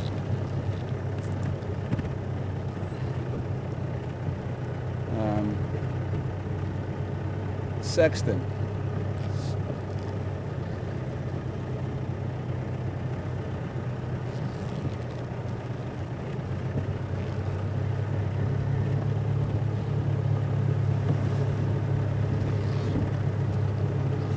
We can also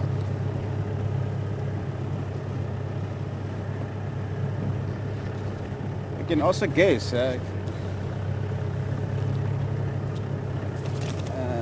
the sex of the cubs just by the behavior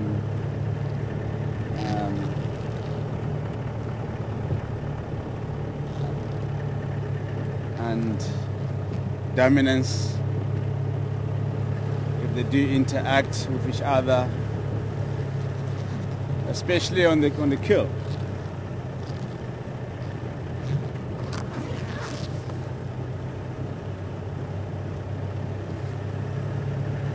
The male cubs tend to be more strong and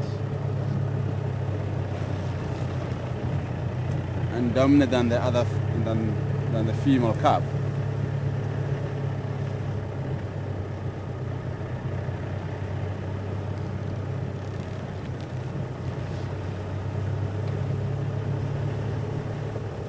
Like you do see with lions on the kill.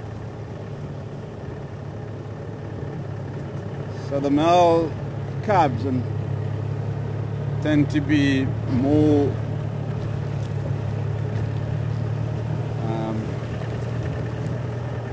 dominant than the female cubs.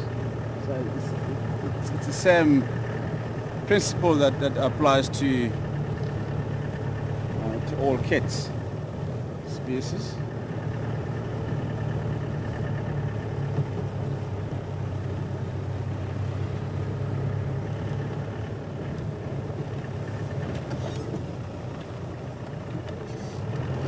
And again,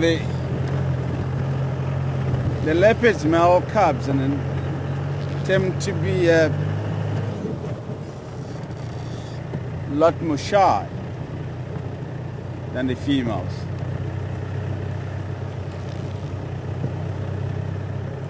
I've seen one of the cubs and then he's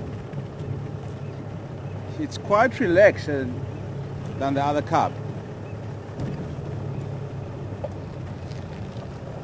But I'm not going to say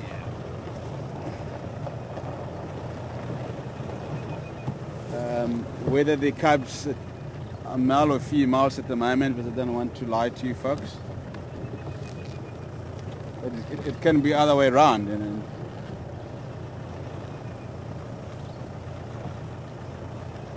You cannot always predict the animal's behavior and be accurate.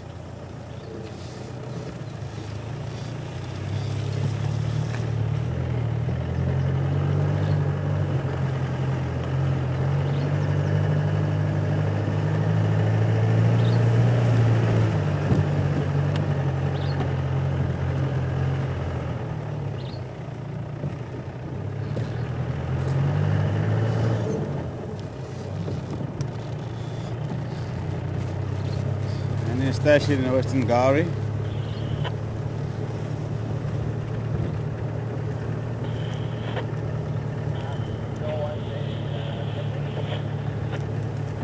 Is there anything up in the north this morning, Andrew?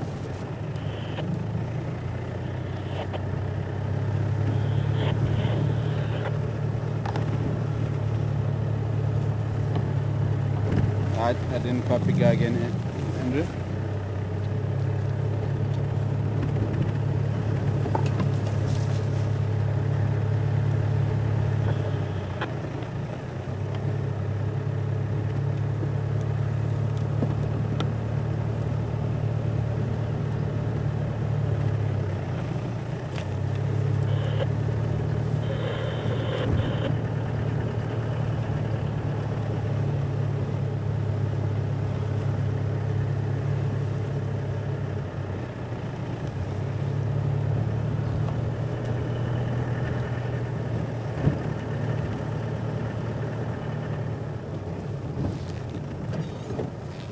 Fresh elephant dung.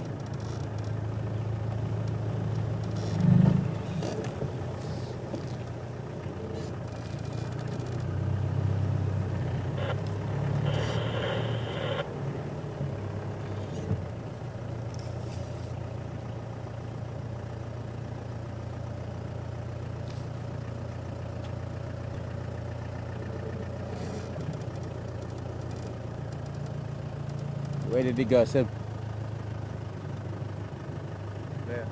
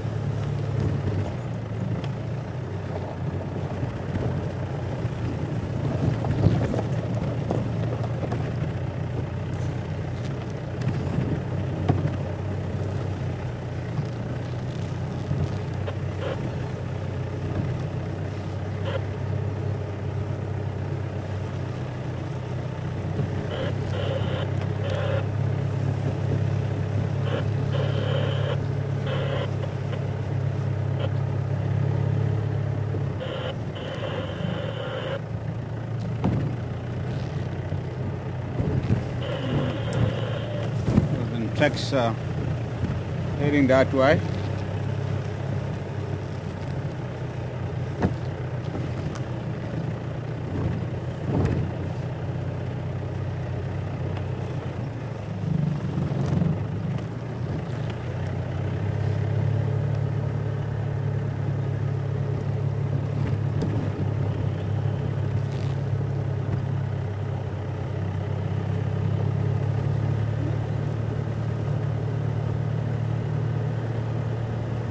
Heading straight to Chillicothe line.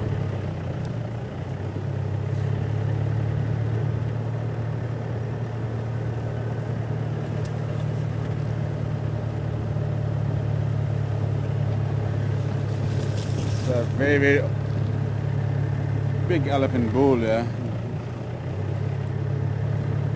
You can tell by the size of the footprints. About this big.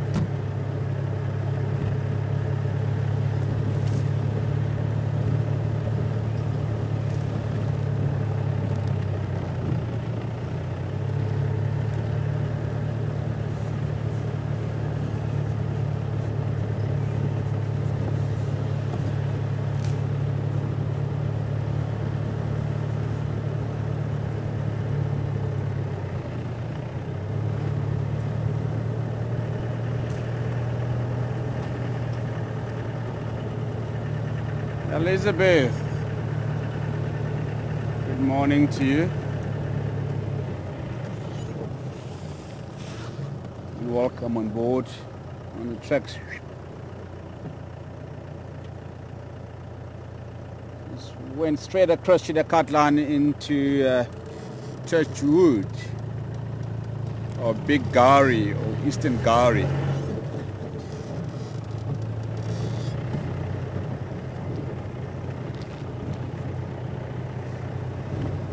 Elizabeth wants to know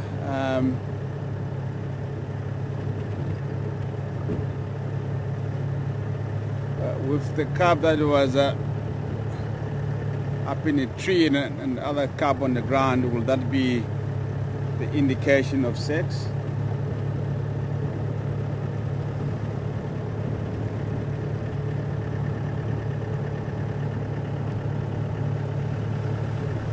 It could possibly be the indication of the sex of the cubs.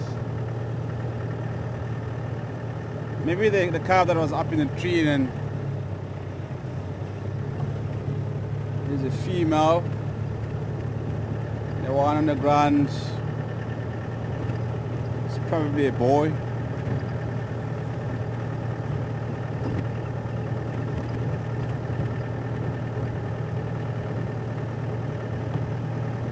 But what I will say, and with the sex of the cubs,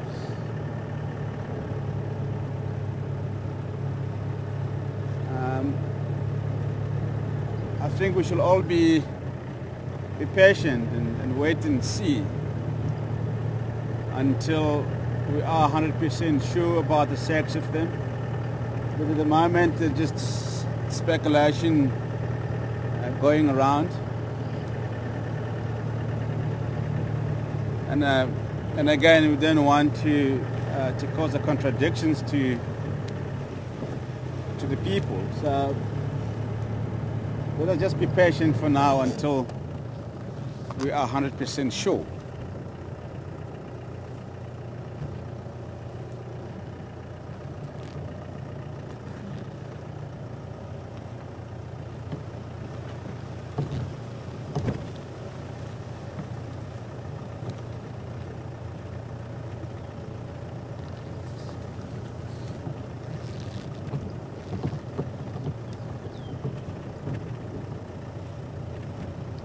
Also around the tracks here, going north and along Chillicothe line.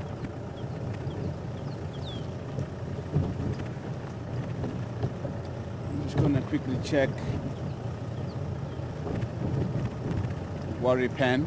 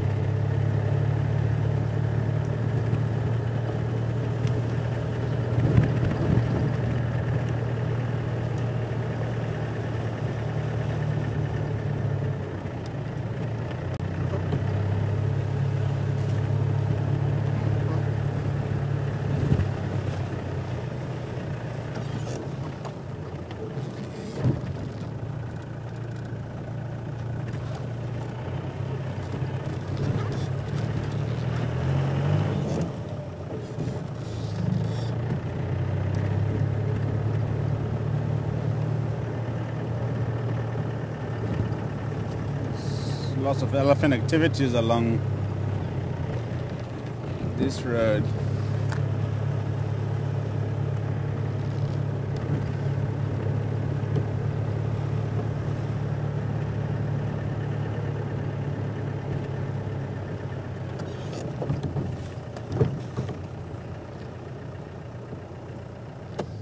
Just gonna see if I can be able to move this tree away from the road.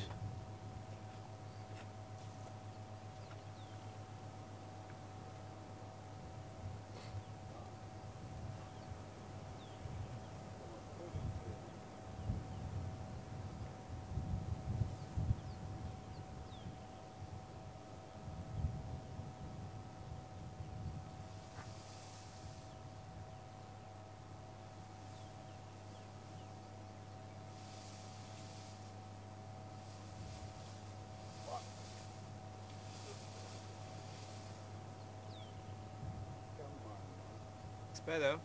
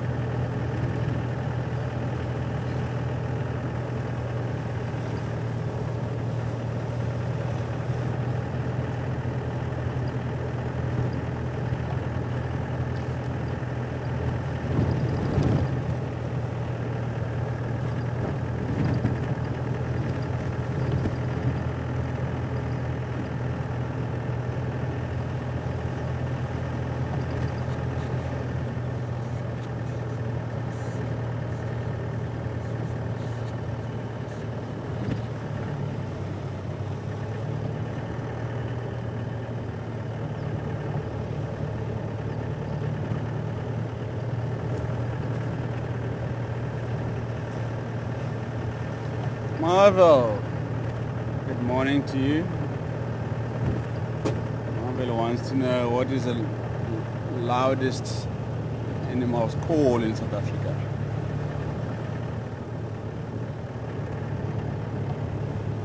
Interesting question, actually.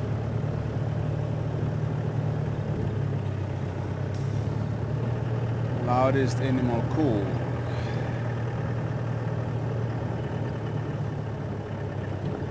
What do you think, Seb? What can be loudest animal call in South Africa?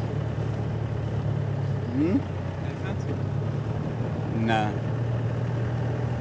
Not an elephant. A lion.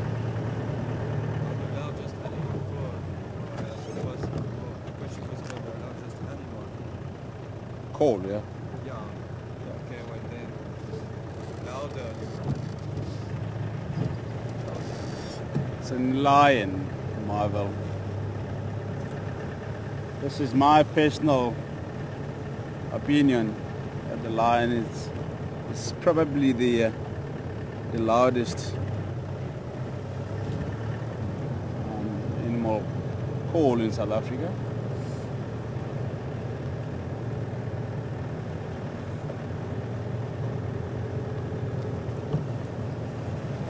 very, very loud.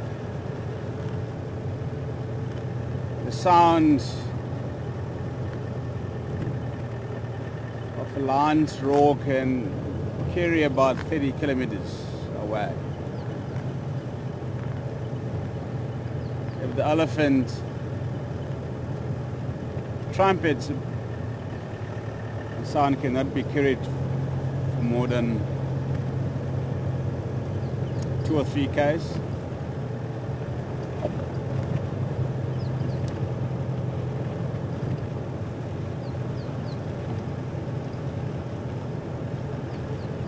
Hyenas might be second loudest.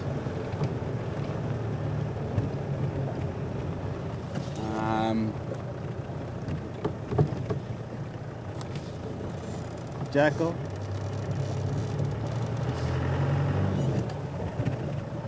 Can be third.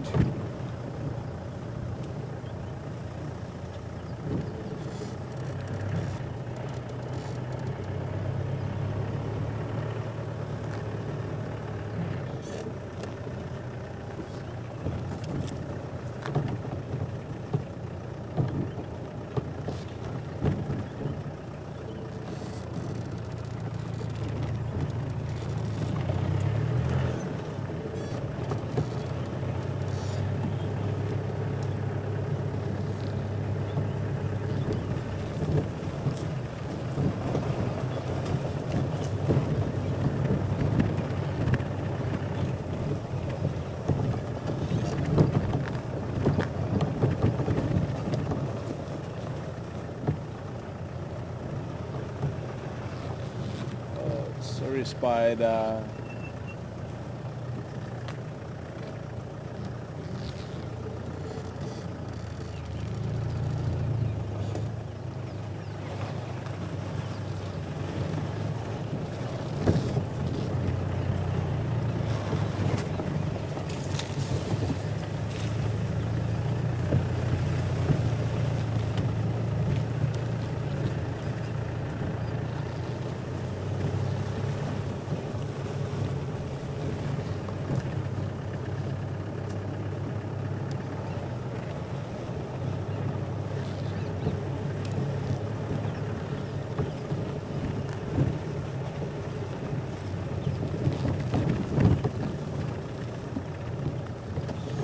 What is the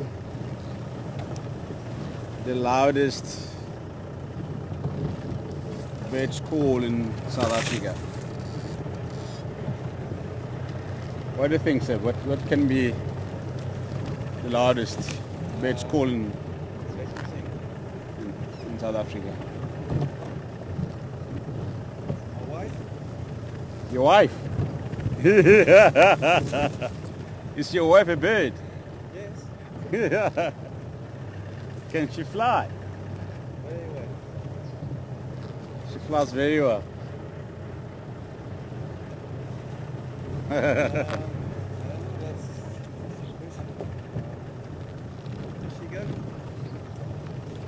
Fish eagle? No. Can't be the fish eagle.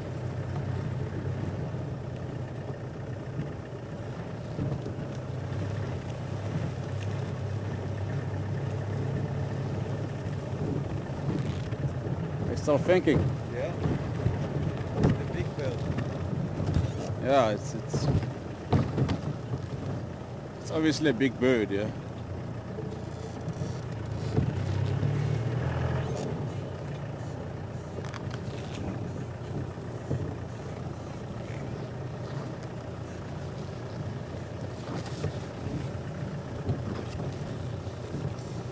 Yeah, for information, that's from people saying that lions can be heard about 5 miles away and elephants about 20 miles away. Oh, so I was right.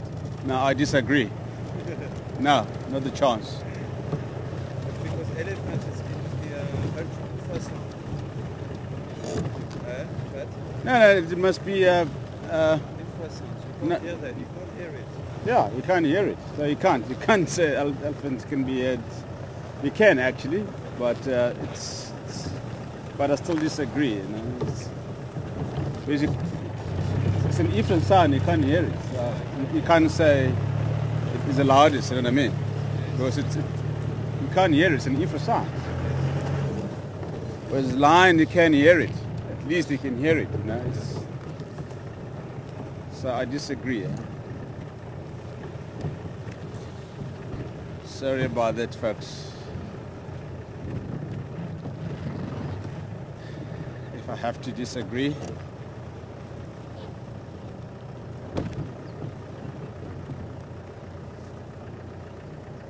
Okay, just gonna switch off here and just see if there's any movement around Belsoek Dam while I'm waiting for Seb and the other people to come back to me with an answer about what is the loudest bird call in South Africa or in Africa or the world, if you wish.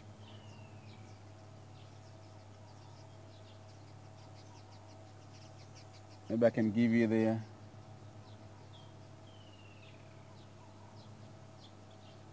my perspective as to who can be the loudest bird call in South Africa. Ground hornbill. I saw the bird. Is it the ground hornbill? I think so, yeah. I saw It's loud. It's louder than the fish eagle though.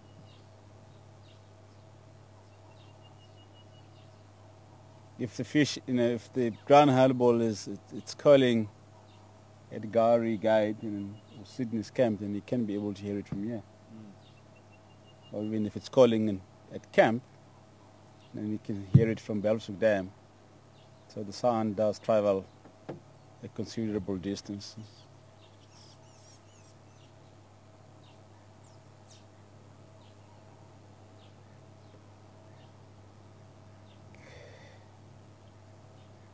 And also just to give you a perspective, and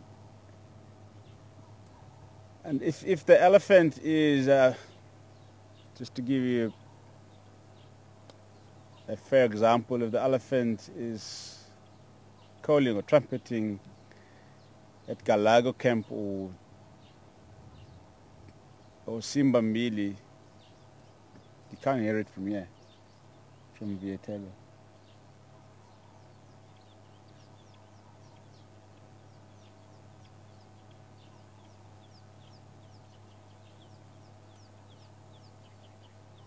But the lion and eagle clearly hear it from 25 to 30 kilometers away.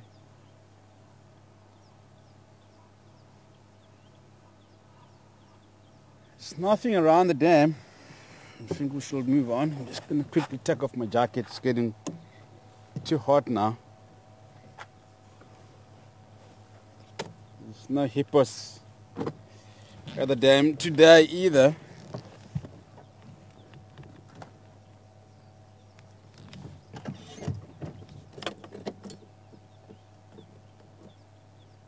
Last night the hippos were at Sydney's Dam.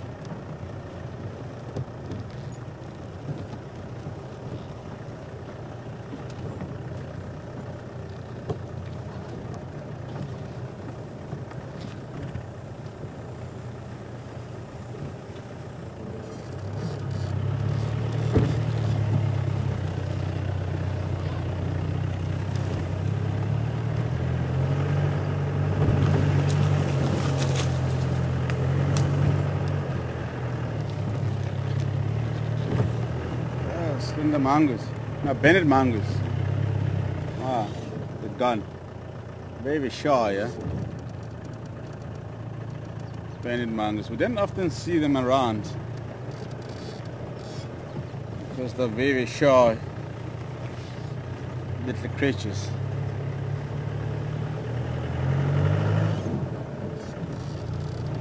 So they live in the family unit, just like the dwarf mongoose.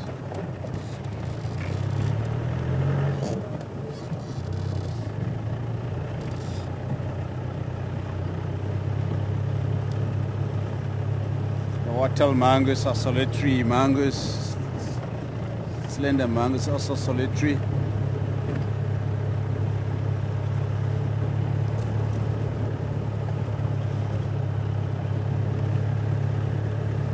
You don't often see the wattle mongoose in this area either. We used to see one in quarantine a couple of years ago. Maybe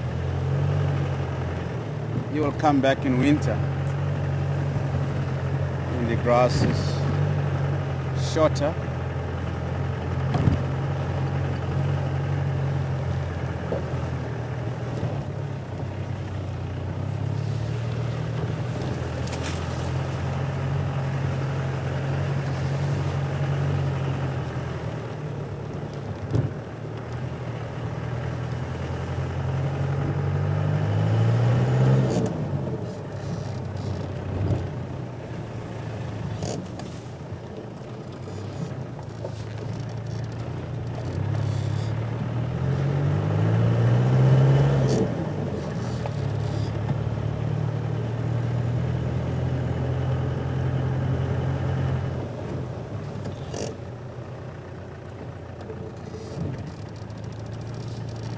Snake tracks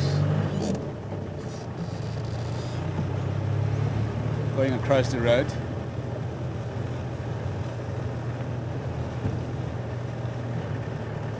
The snakes are very, very active this time of the year.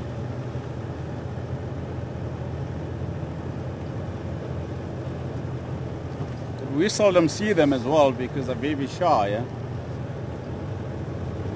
They hear the vehicle or human footsteps and they disappear very quickly. Yeah?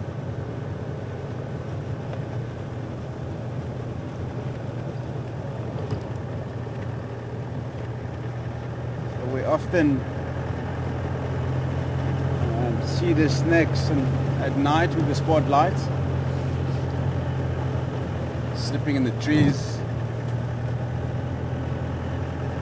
Especially the boomslangs or tree snakes. And path adders and the cobras also moving around during the night. And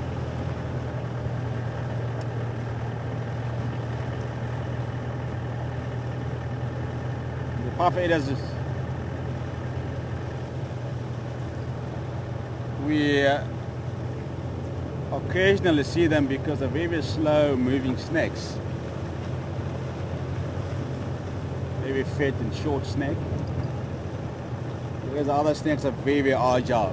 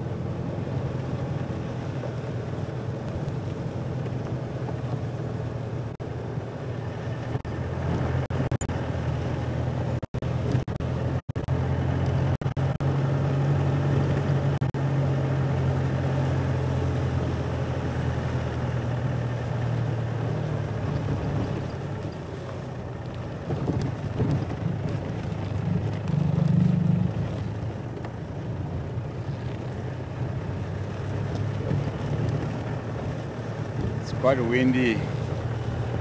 Here we are at the moment.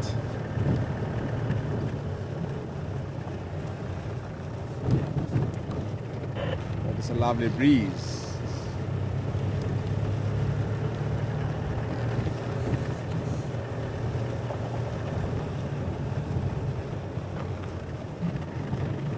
There's one vulture circling around in the sky already. Could be the part of the bunch of vultures as we saw by Chelapen early this morning. We're just gonna make our way slowly towards Chelapen and see if there's anything happening around there.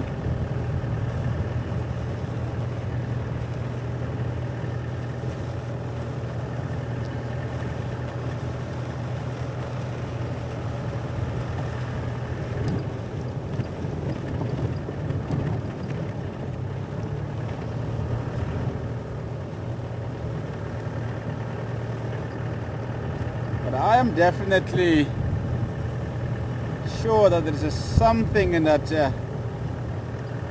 vicinity where the vultures are. So it's just very difficult to see because the grass is very long and very thick there, and then it's obviously not accessible. You see that there's the whole bunch of vultures circling in the sky now,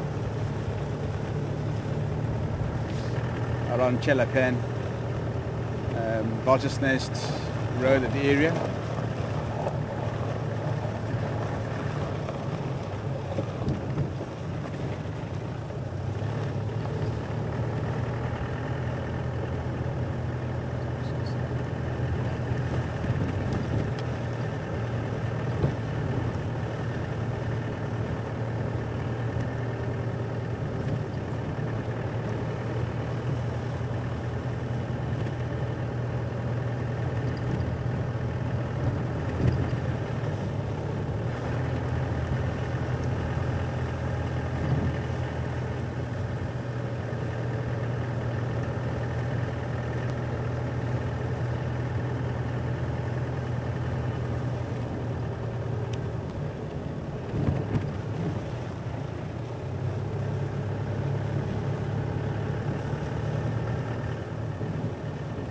Kind of lifting and moving away to the north.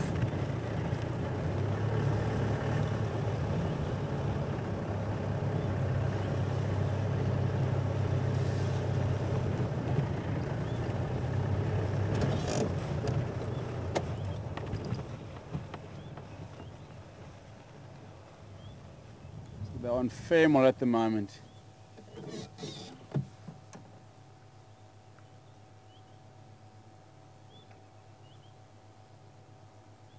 Difficult to catch them on camera as they are circling around.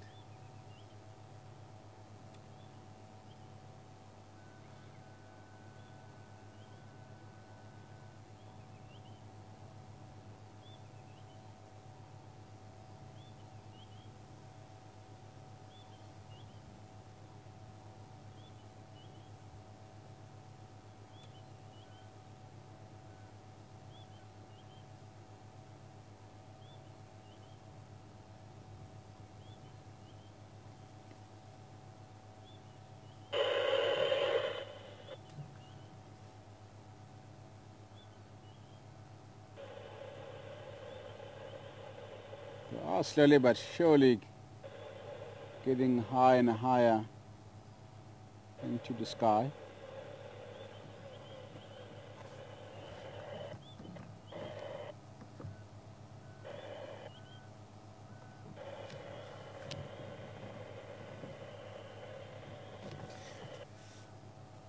Okay.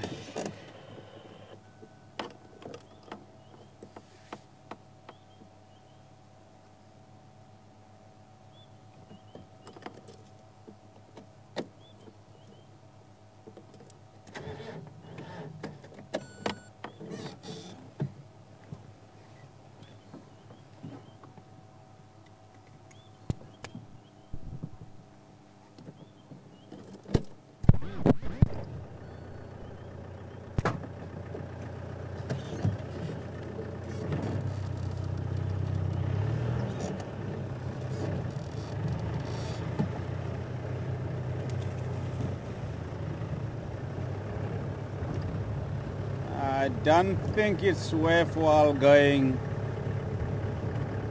to Chelapen.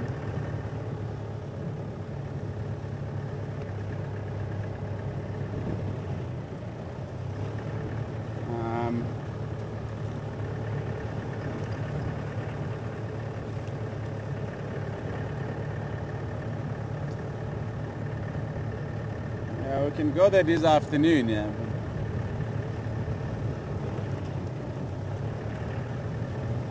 And see if we can find anything around the pen.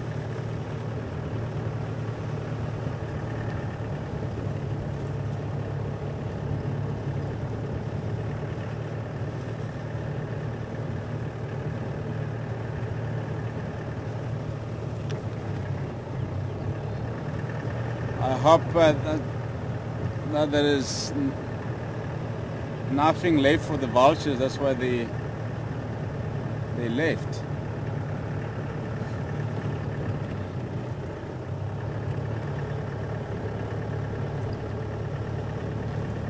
There's lots of a hyena traction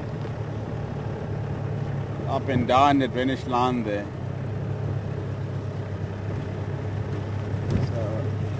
And again, it could have been something smaller.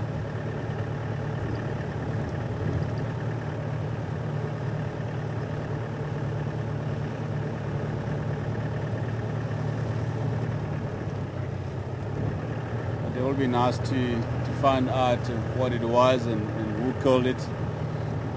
But we didn't see any leopards or lion traction in that area, so it's just a lot of hyena tracks moving into the block and the drainage line there.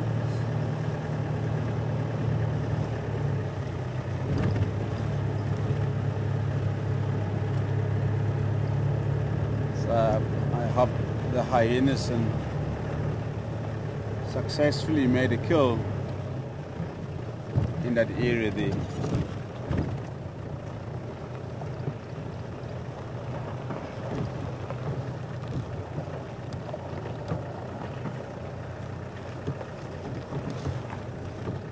They must have cleaned the bones and everything. Nothing left for the vultures.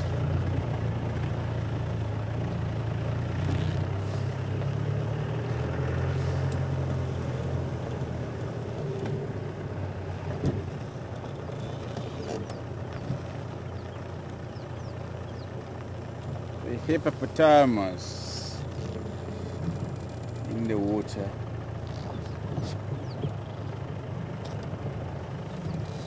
And no sign of this crocodile. Crocodile.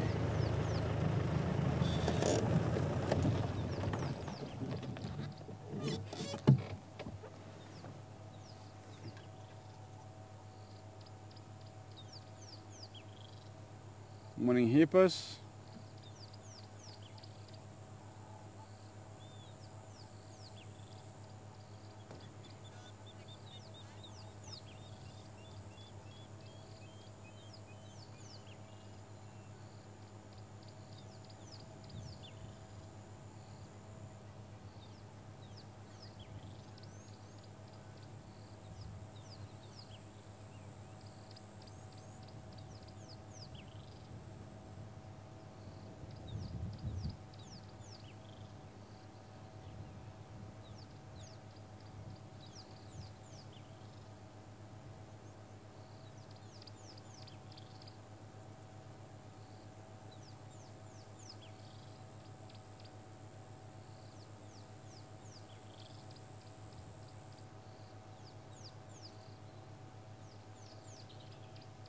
I thought I saw a crocodile.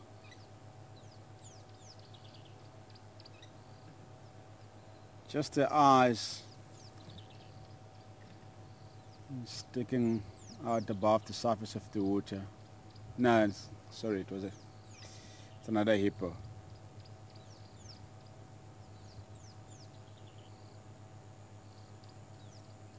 On the far side of the dam. Sorry about that.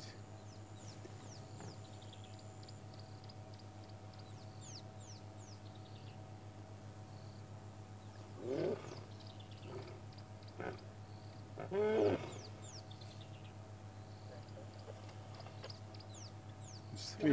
three hippos here.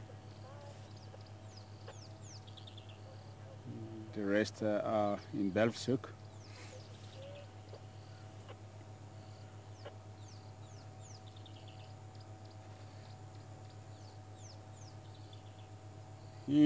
Oh, oh, oh, oh, oh. Oh, oh.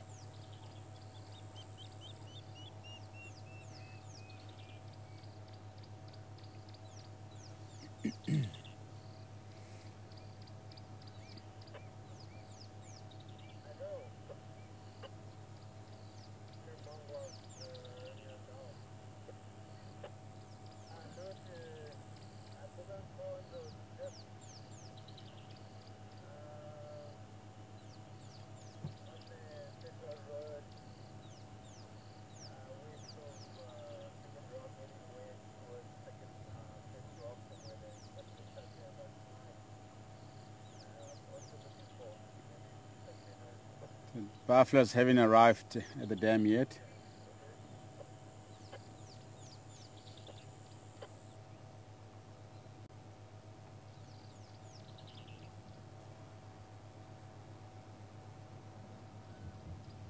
So hopefully they will come down in the midday.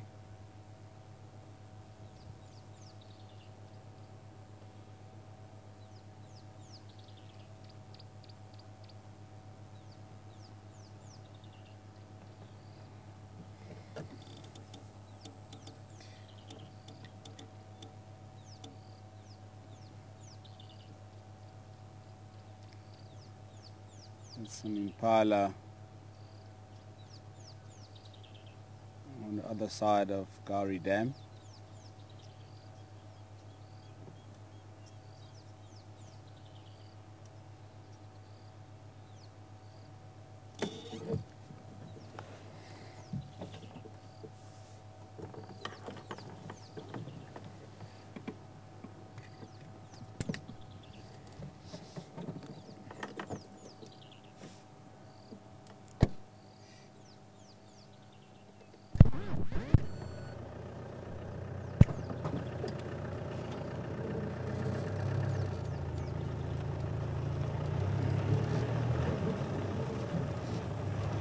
Bye hippos, catch up with you later.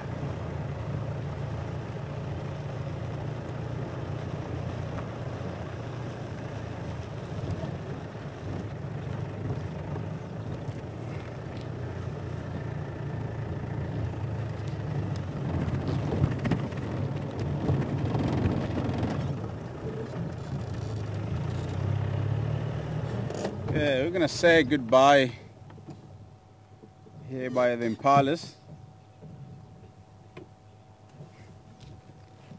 So I'm not gonna jump off because they will run away. I'm just gonna sit here and say goodbye to you guys, and it has been a wonderful morning, and we're gonna try and follow up on those vultures later this afternoon. Maybe we'll find something, maybe the hyenas down the drainage line. And hopefully those elephants will also come back onto Western Gowrie during the course of the day. And we had lots of tracks on the crossing over into the east and into the south, into Little Gowrie, into the Chirada area. And we also had the leopard tracks south of Chelapan this morning, and we're going to work around that area. Maybe the leopard made a kill in the drainage line there, and in the hyenas, and had a commotion and it chased the leopard off the kill. You never know. I'm just assuming. And thanks very much for coming along and asking some questions. And they've been watching Wildlife Safari from Djuma Game Reserve. And my name is Patrick. Seb has been behind the camera. Tara and Hammond back in final control. And we'll see you later again this afternoon. Have a good day. Bye for now.